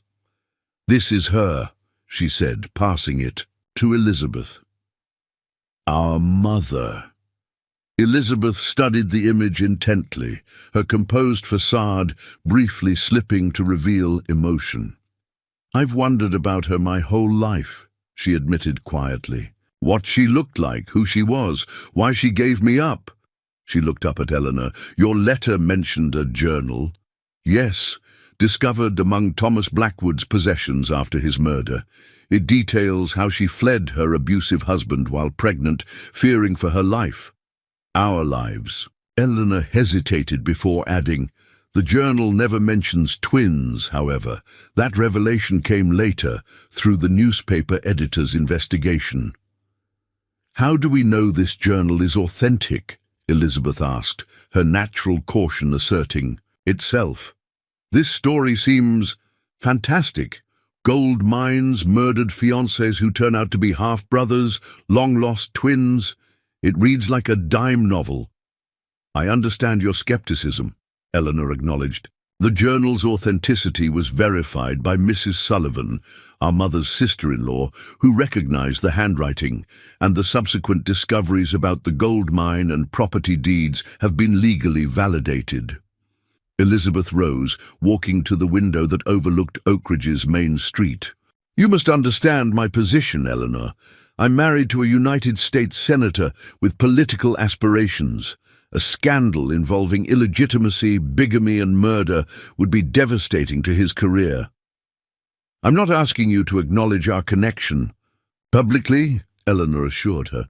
"I simply thought you deserved to know the truth about your origins. What you do with that information is entirely your choice." Elizabeth turned back, studying her twin with newfound interest. "That's unexpectedly generous. What do you want from me, Eleanor?" "Nothing," she replied honestly. "I have my ranch, my newfound family and Rachel, and a life I've come to cherish here in Montana. I didn't contact you seeking financial advantage or social connections, yet by proving our relation, you could make claims that would affect me significantly." Eleanor shook her head firmly. "I have no intention of disrupting your life, Elizabeth. If you wish to return to Chicago and never speak of this again, I'll respect that decision." For the first time, a genuine smile softened Elizabeth's features. "You know, when I received your telegram, Walter, my husband, was convinced this was an elaborate confidence scheme. He wanted to send private investigators rather than allow me to come in person." "What changed his mind?" "I did," Elizabeth said simply. "I've spent my life wondering about my true origins. This might be my only chance to discover them.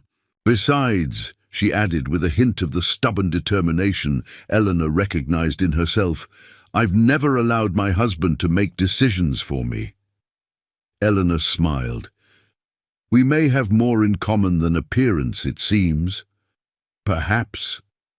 Elizabeth returned to her seat. "Show me everything, Eleanor.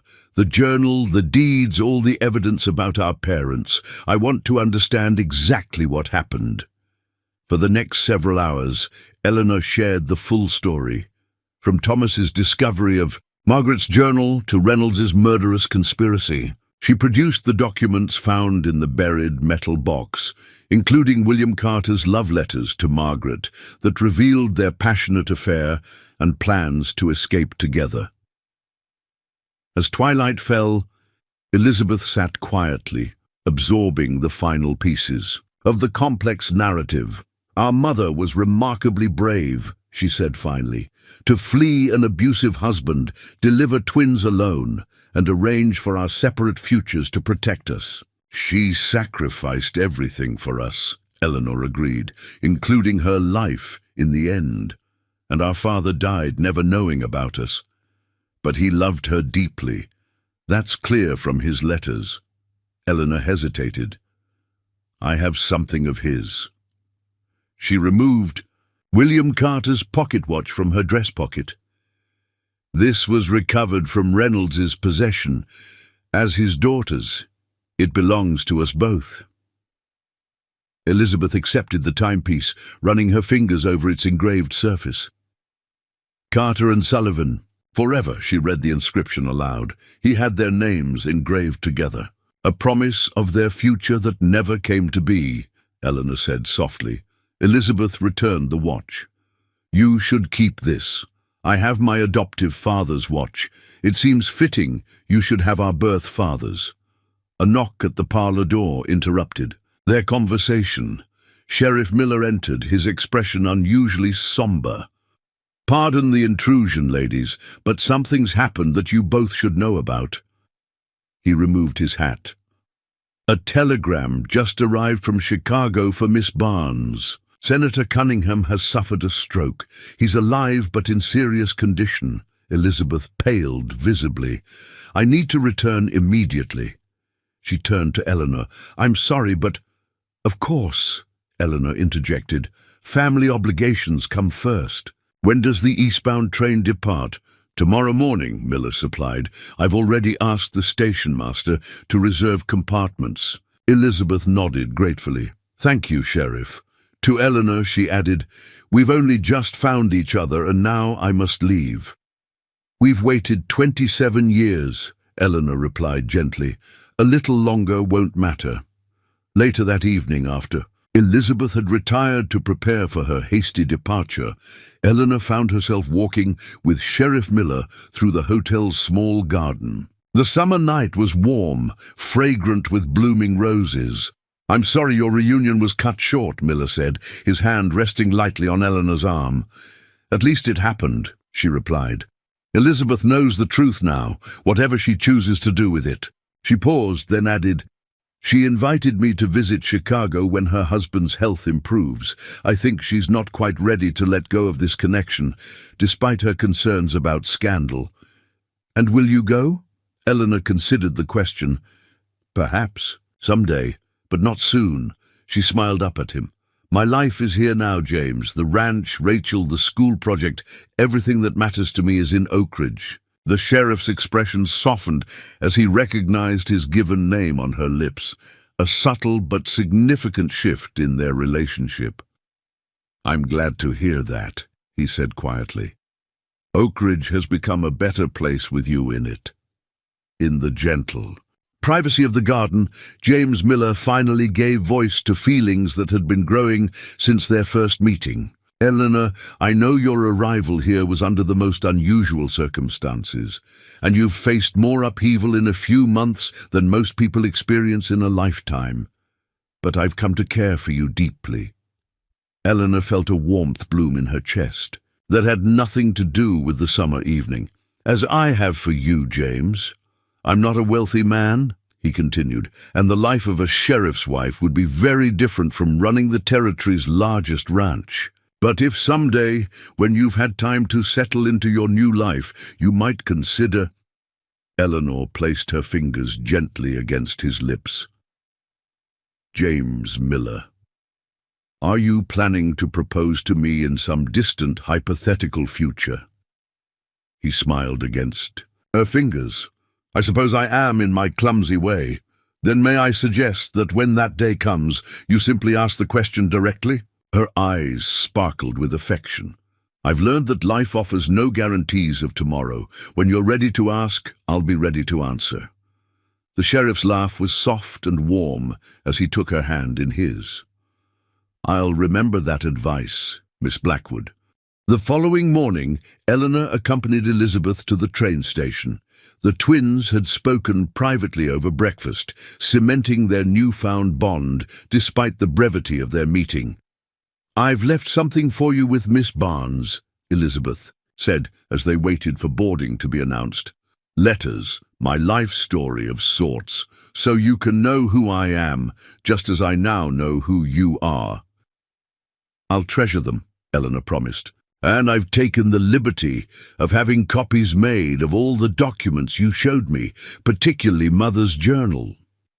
Elizabeth's expression grew serious. History has a way of being rewritten, if not properly preserved. Our mother's story, our father's story, deserves to be remembered accurately. The train whistle sounded, signaling the final boarding call. Elizabeth surprised Eleanor by embracing her tightly. "Write to me," she whispered, "not as the senator's wife, but as your sister. The address I've included is for my private correspondence that Walter never sees." "I will," Eleanor promised, returning the embrace. As Elizabeth boarded the train, she turned back. "Find happiness, Eleanor. You deserve it after everything you've endured." "So do you," Eleanor called back, waving as the train began to pull away. She remained on the platform until the train disappeared from view, contemplating the strange symmetry of her life. She had arrived in Oakridge on a train, seeking a new beginning as a mail-order bride.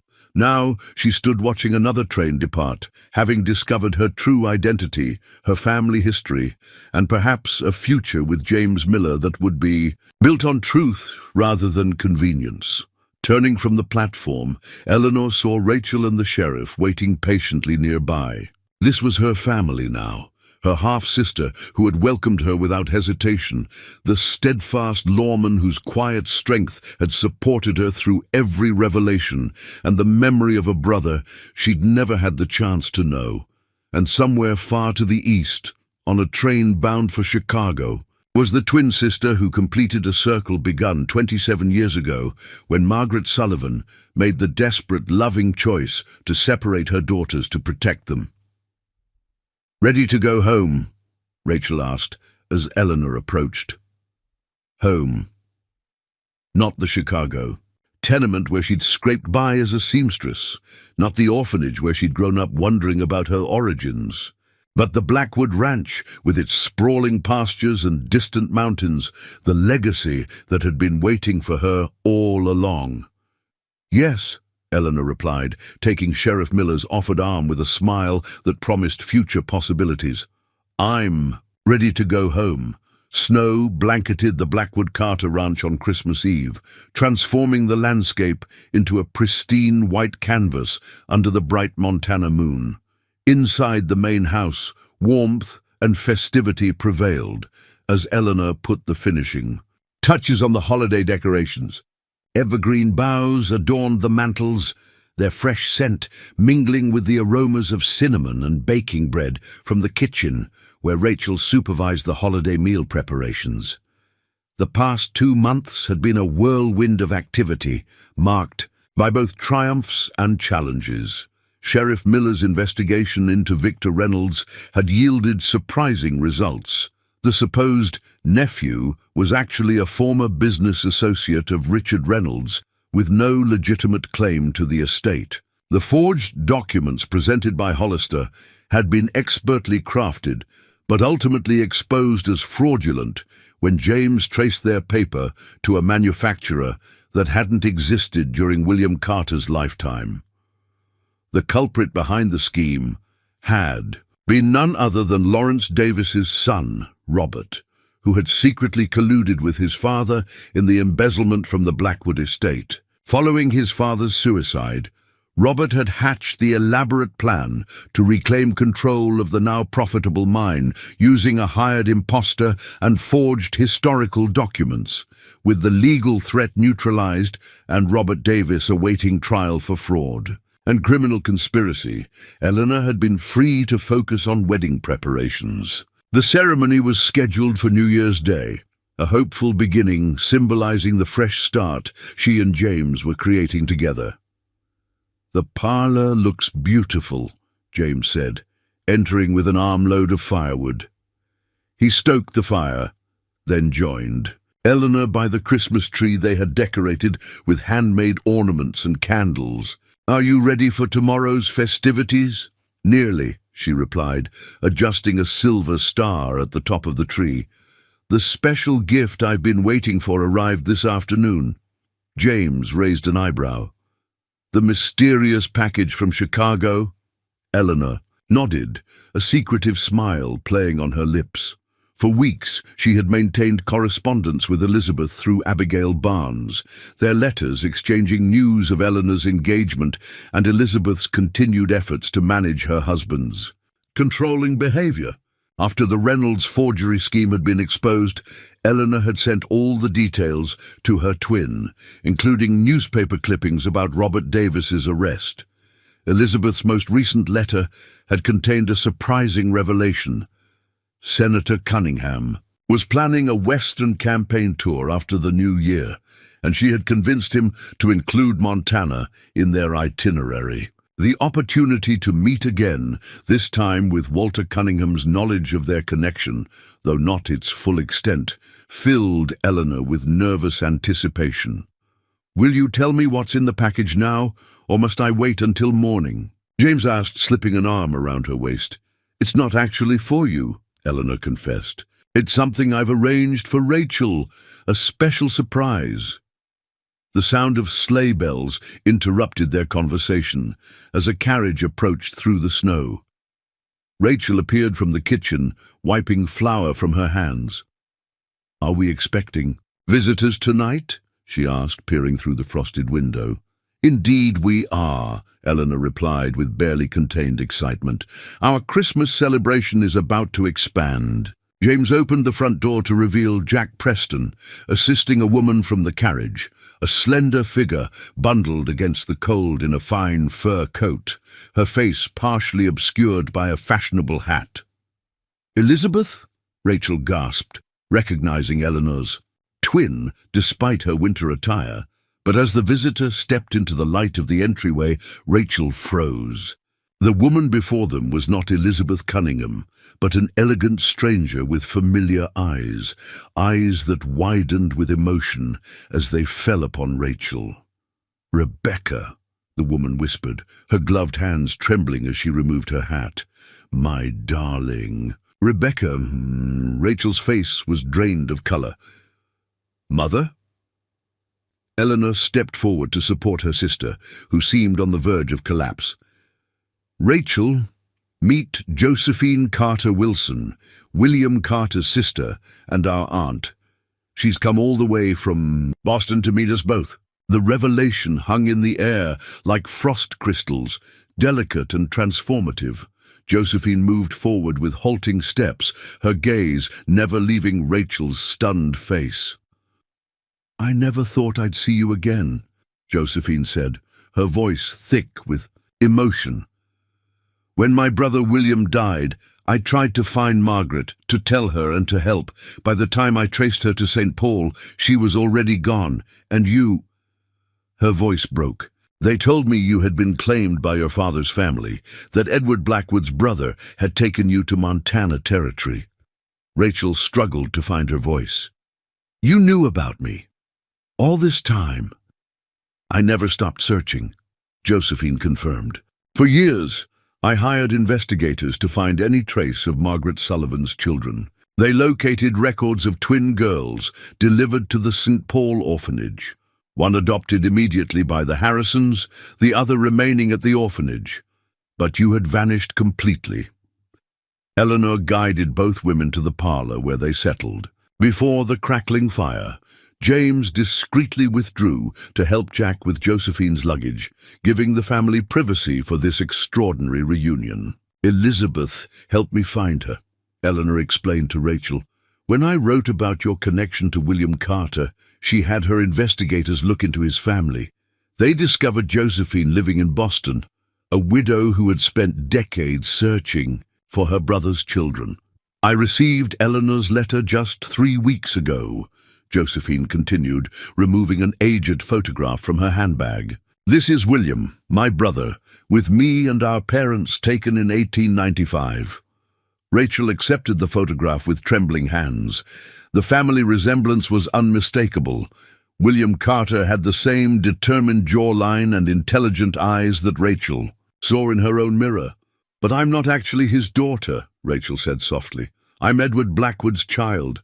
Only Eleanor and Elizabeth share William's blood." Josephine reached across to take Rachel's hand. "Blood is only one way to make a family, Rebecca. May I still call you that? It was the name Margaret chose for you before she fled." "I've been Rachel my entire life," she replied, though her voice held wonder rather than rejection.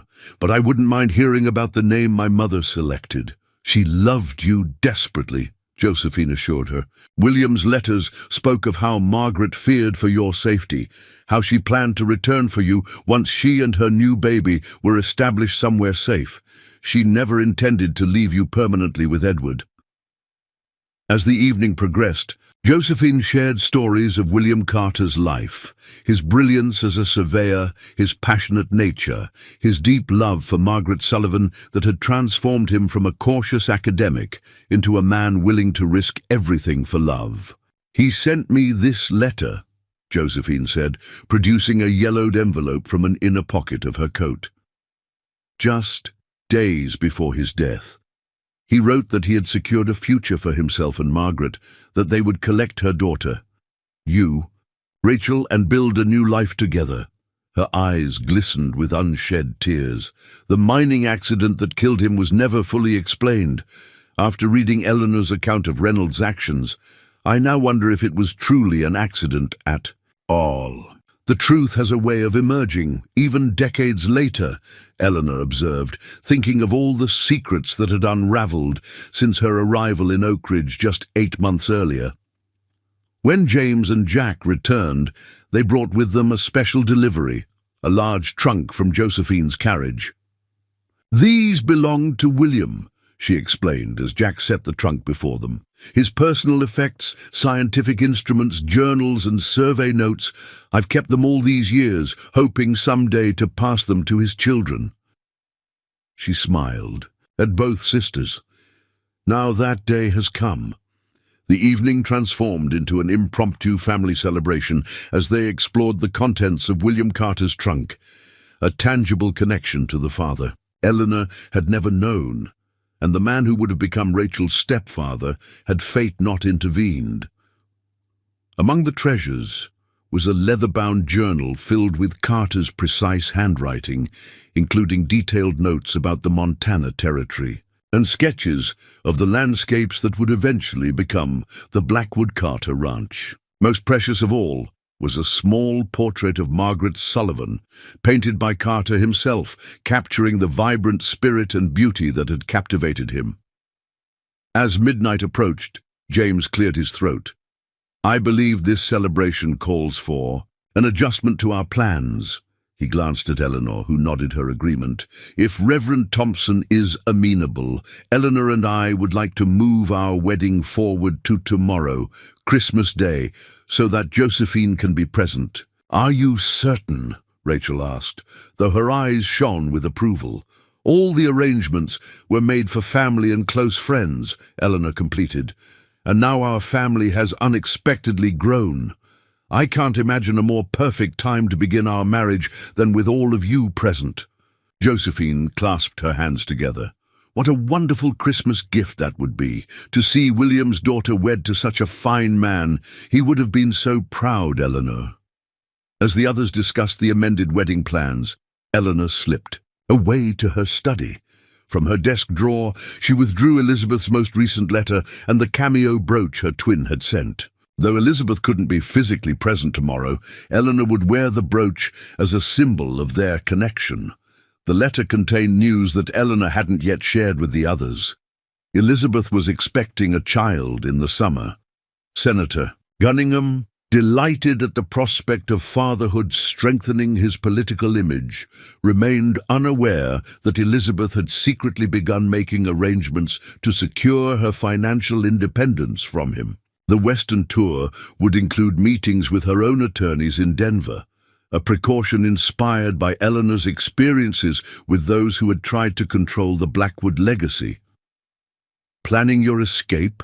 James asked softly from the doorway. Eleanor smiled, tucking the letter away. "Just thinking about how differently everything turned out from what I expected when I boarded that train to Montana." He crossed to her, taking her hands in his. "Any regrets?" "Not one," she replied truthfully.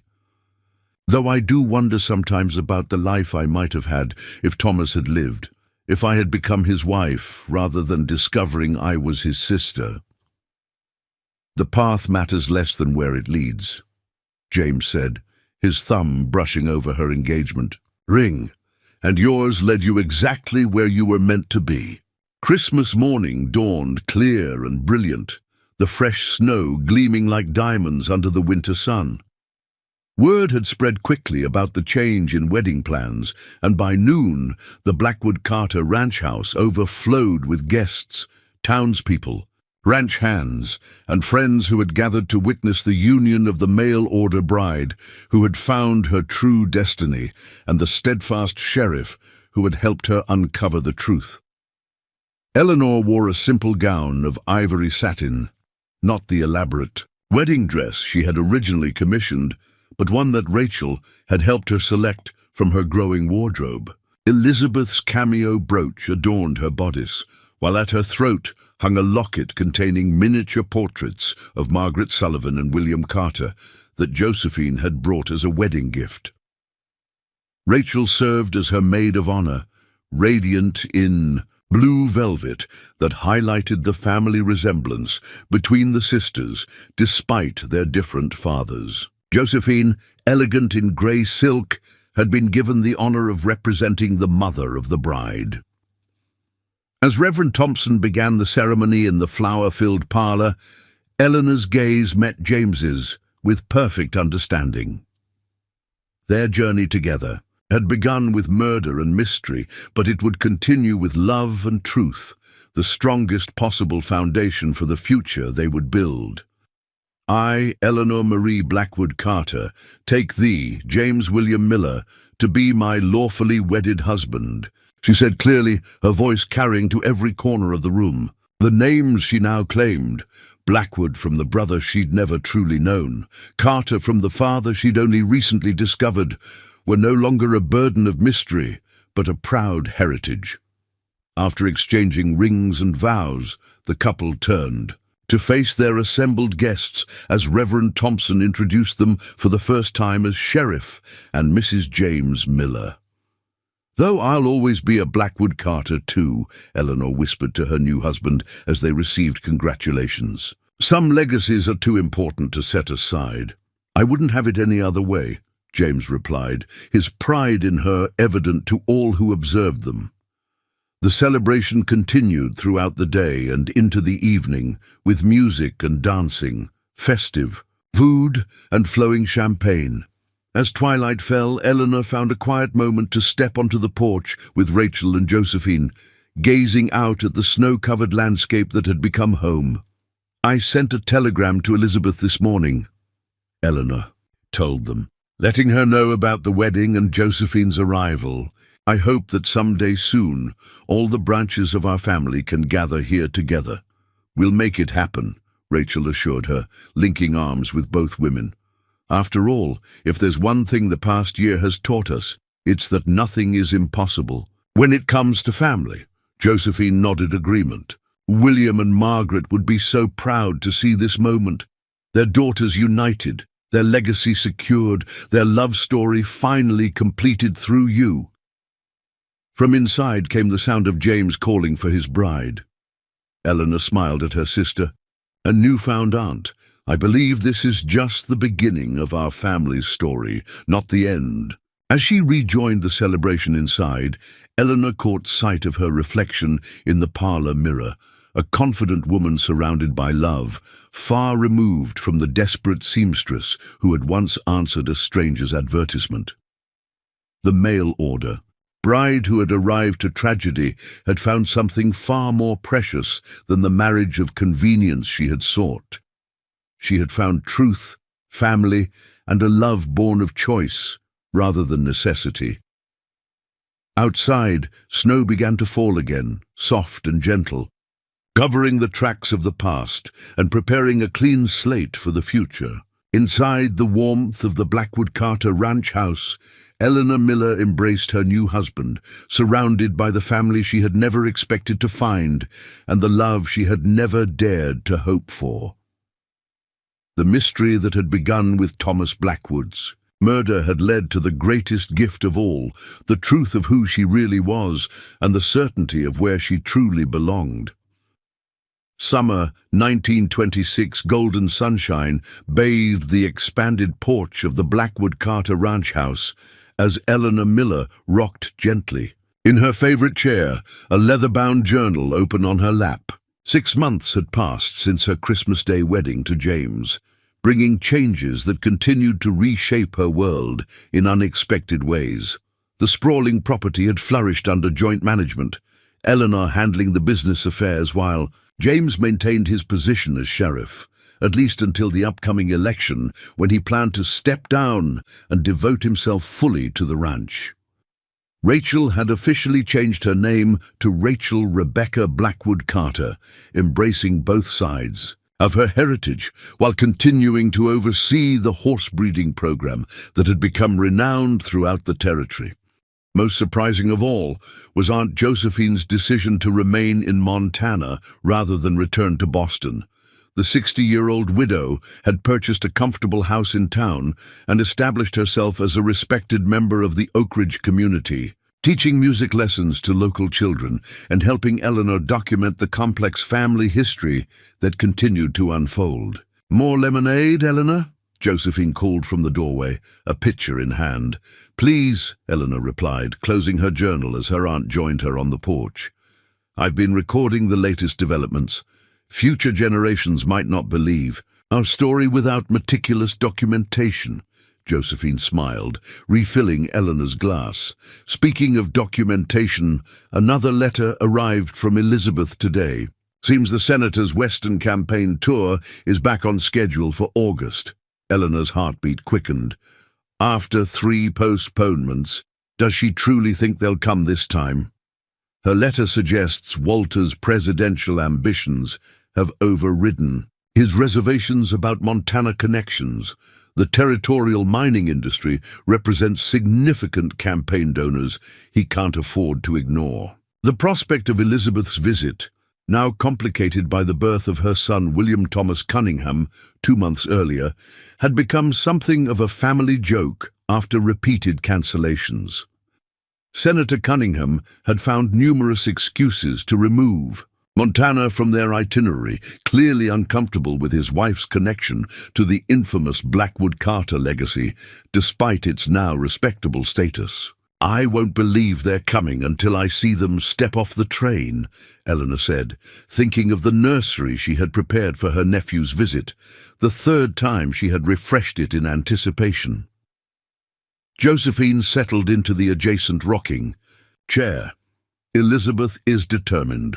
This time she's apparently enlisted Walter's campaign manager to insist on the Montana stop. She hesitated before adding, "Her letter mentions she's been secreting away funds, preparing for contingencies." Eleanor nodded, understanding the implicit message. Her twin was establishing financial independence, creating options should her marriage to the controlling senator become untenable. The sisters had discussed this delicate matter in their coded correspondence, with Eleanor offering both moral support and practical advice based on her own journey to independence. The sound of a wagon approaching drew their attention. James and Jack Preston appeared, returning from town earlier than expected. Eleanor recognized the tense set of her husband's shoulders even before he reached the porch. "What's happened?" she asked, rising to meet him. James removed his hat, wiping sweat from his brow. "Telegram from Denver. The federal prosecutor's office has reopened the investigation into Reynolds's operations. They believe his corruption extended into government land offices, potentially invalidating numerous property transfers throughout the territory." Eleanor's stomach tightened. "Including our claim to the Carter mineral rights?" "Potentially," James confirmed. "The prosecutor is requesting all our documentation regarding William Carter's original land purchase and subsequent transfers." Josephine stood, her expression resolute. I should return to Boston immediately. William's personal papers, the ones I didn't bring with me, may contain evidence that could support your claim." "There's more," James added grimly. "Robert Davis has agreed to testify about his father's dealings with Reynolds in exchange for a reduced sentence. He's apparently claiming knowledge of corrupt practices dating back to the 1890s. Eleanor absorbed this news, her mind racing. If Davis implicates my father in those corrupt practices, even falsely, it could threaten everything, James acknowledged. Not just the mine, but your legitimacy as Carter's heir. Jack Preston cleared his throat. Miss Rachel asked me to tell you she's riding the north boundary with the new hands. Should I fetch her back with this news? No, Eleanor decided. Let her finish training the men. We'll discuss this when she returns. To James, she added, the documentation in the metal box that my mother buried, could that help establish the legitimacy of Carter's claim? Possibly, but we need more, James replied. Contemporary witnesses, additional documentation, anything that shows Carter acquired those rights legally. Eleanor exchanged a meaningful glance with Josephine. Perhaps it's time to open William's other journals, the personal ones you mentioned that detail his geological work. I've respected his privacy all these years, Josephine said hesitantly, but under these circumstances, I believe he would want us to use whatever might help. As the women headed inside to examine William Carter's scientific journals, which had been carefully preserved in the library, James turned to Jack. Keep this quiet for now. The last thing we need is panic about land claims spreading through the territory. In the cool interior of the house, Eleanor retrieved the key to the glass-fronted cabinet where Carter's professional journals were stored. Unlike his personal diaries, which Josephine had shared freely, these technical notebooks had remained sealed at her request, too precious and potentially valuable to risk damage. He was meticulous in his record-keeping, Josephine explained, as Eleanor unlocked the cabinet. Every sample, every survey line, every geological observation was documented with military precision. The earliest notebooks contained Carter's observations from geological expeditions throughout the Western Territories, with detailed sketches of rock formations and mineral deposits. As they progressed chronologically, they reached the volumes concerning Montana Territory, including the surveys that had led to his discovery of gold on what would become Reynolds's land. Here, Eleanor said, carefully turning pages of a leather journal dated 1897. His official survey of the northern watershed, including the headwaters of Whispering Creek. The pages revealed not just routine survey notes, but a systematic analysis of soil and rock samples that had led Carter to suspect gold deposits. Contrary to Reynolds's later claims that Carter had falsified reports, these notes showed genuine scientific methodology and discovery. Look at this. Josephine pointed to an entry dated November 15th, 1897. He writes, have informed Department Supervisor Jenkins of significant mineral indications in sections 12 and 14. Recommended government retention of lands for further assessment, rather than opening to homesteading. Eleanor leaned closer. But that area was opened for private purchase just weeks later. Reynolds always claimed he bought it legitimately when it became available. Turn the page, Josephine urged. The next entry read, Jenkins rejected recommendation without explanation. Land to be released for sale January 1st. Suspicious circumstances suggest influence from R, who has been observed meeting privately with J on multiple occasions. R must be Reynolds, Eleanor breathed. And this suggests the corruption was on the government side. Jenkins releasing valuable mineral lands against professional recommendation. Josephine nodded. William realized what was happening. That's why he resigned his government position and used his savings to purchase the parcel legally when it became available, to secure it before Reynolds could claim it all. "This directly contradicts the narrative that Reynolds and Davis constructed," Eleanor said, excitement building. "If Jenkins was the corrupt official, not my father." "We need to find this Jenkins," James said from the doorway, having joined them silently. His testimony could be crucial. Eleanor carefully copied the relevant entries while Josephine continued searching subsequent journals. A passage from February 1898 proved particularly illuminating. "Have confirmed suspicions regarding R's methods. Procurement official Thompson admitted receiving payment for advance notice of land releases. Confronted R today regarding improper influence. He threatened retaliation but cannot move against me without exposing his own malfeasance. Will document all findings for department review upon return from Idaho assignment." The Idaho assignment, where he died in that convenient accident, James observed grimly. Eleanor closed the journal, her expression hardening. Reynolds had him killed to prevent exposure of the corruption scheme, then seized control of the land during the confusion following his death. "And Margaret fled with you and Elizabeth, because she feared you would be targets too," Josephine added. "She must have known or suspected what had happened to William." James straightened. "These journals provide motive for Reynolds's involvement in Carter's death and clear evidence that the corruption originated with government officials Jenkins and Thompson, not with Carter himself. I'll telegraph Denver immediately." As he departed, Eleanor carefully returned the journals to their cabinet, her mind racing with implications. If we can locate Jenkins or Thompson after all these years. "Jenkins died in 1910, came Rachel's voice from the hallway. She entered still in her riding clothes, dust clinging to her skirts. "But Thompson is very much alive, living in Helena under the name Theodore Phillips." Eleanor and Josephine stared at her in amazement. "How could you possibly know that?" Eleanor asked. Rachel smiled grimly. "Because I've been conducting my own investigation into William Carter's death for months, ever since Josephine arrived and shared her suspicions about the accident." She produced a folder from her saddlebag, spreading its contents across the library table. "I hired the same investigators Elizabeth used, discreetly, without telling anyone, in case it led nowhere. They traced Thompson's movements after he suddenly resigned from the land office in 1899.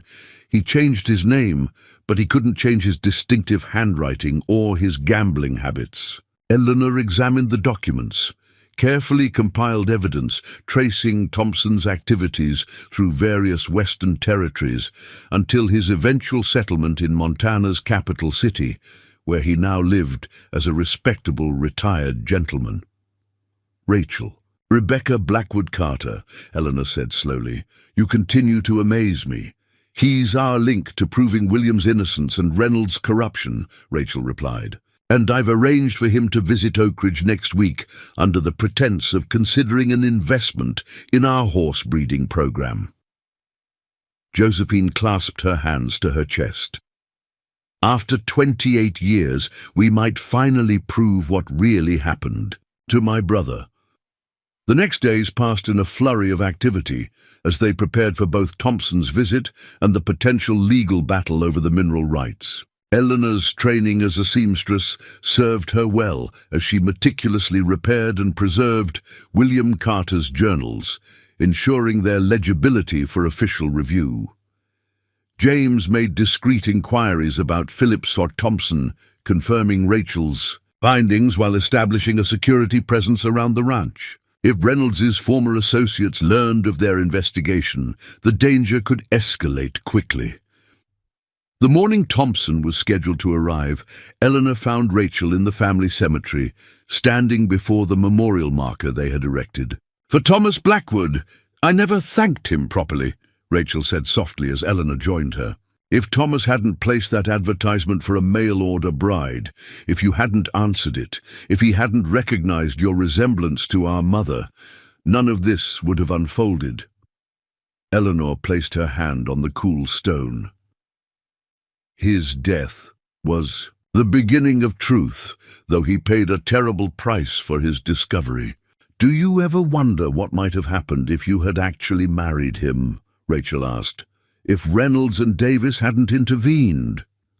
"Sometimes," Eleanor admitted. "But I can't imagine life without knowing you're my sister, or without James, or without understanding our true heritage." She smiled gently.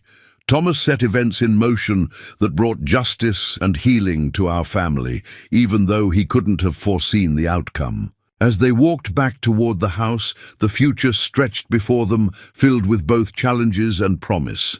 The federal investigation, Thompson's imminent visit, Elizabeth's planned arrival with her husband and son, the expanding ranch operations, all pieces of a life far richer and more complex than Eleanor could have imagined when she first stepped off that train as a mail-order bride. "Whatever happens with Thompson and the federal investigation," Rachel said, linking her arm through Eleanor's, "we'll face it together, as Blackwood Carters always do."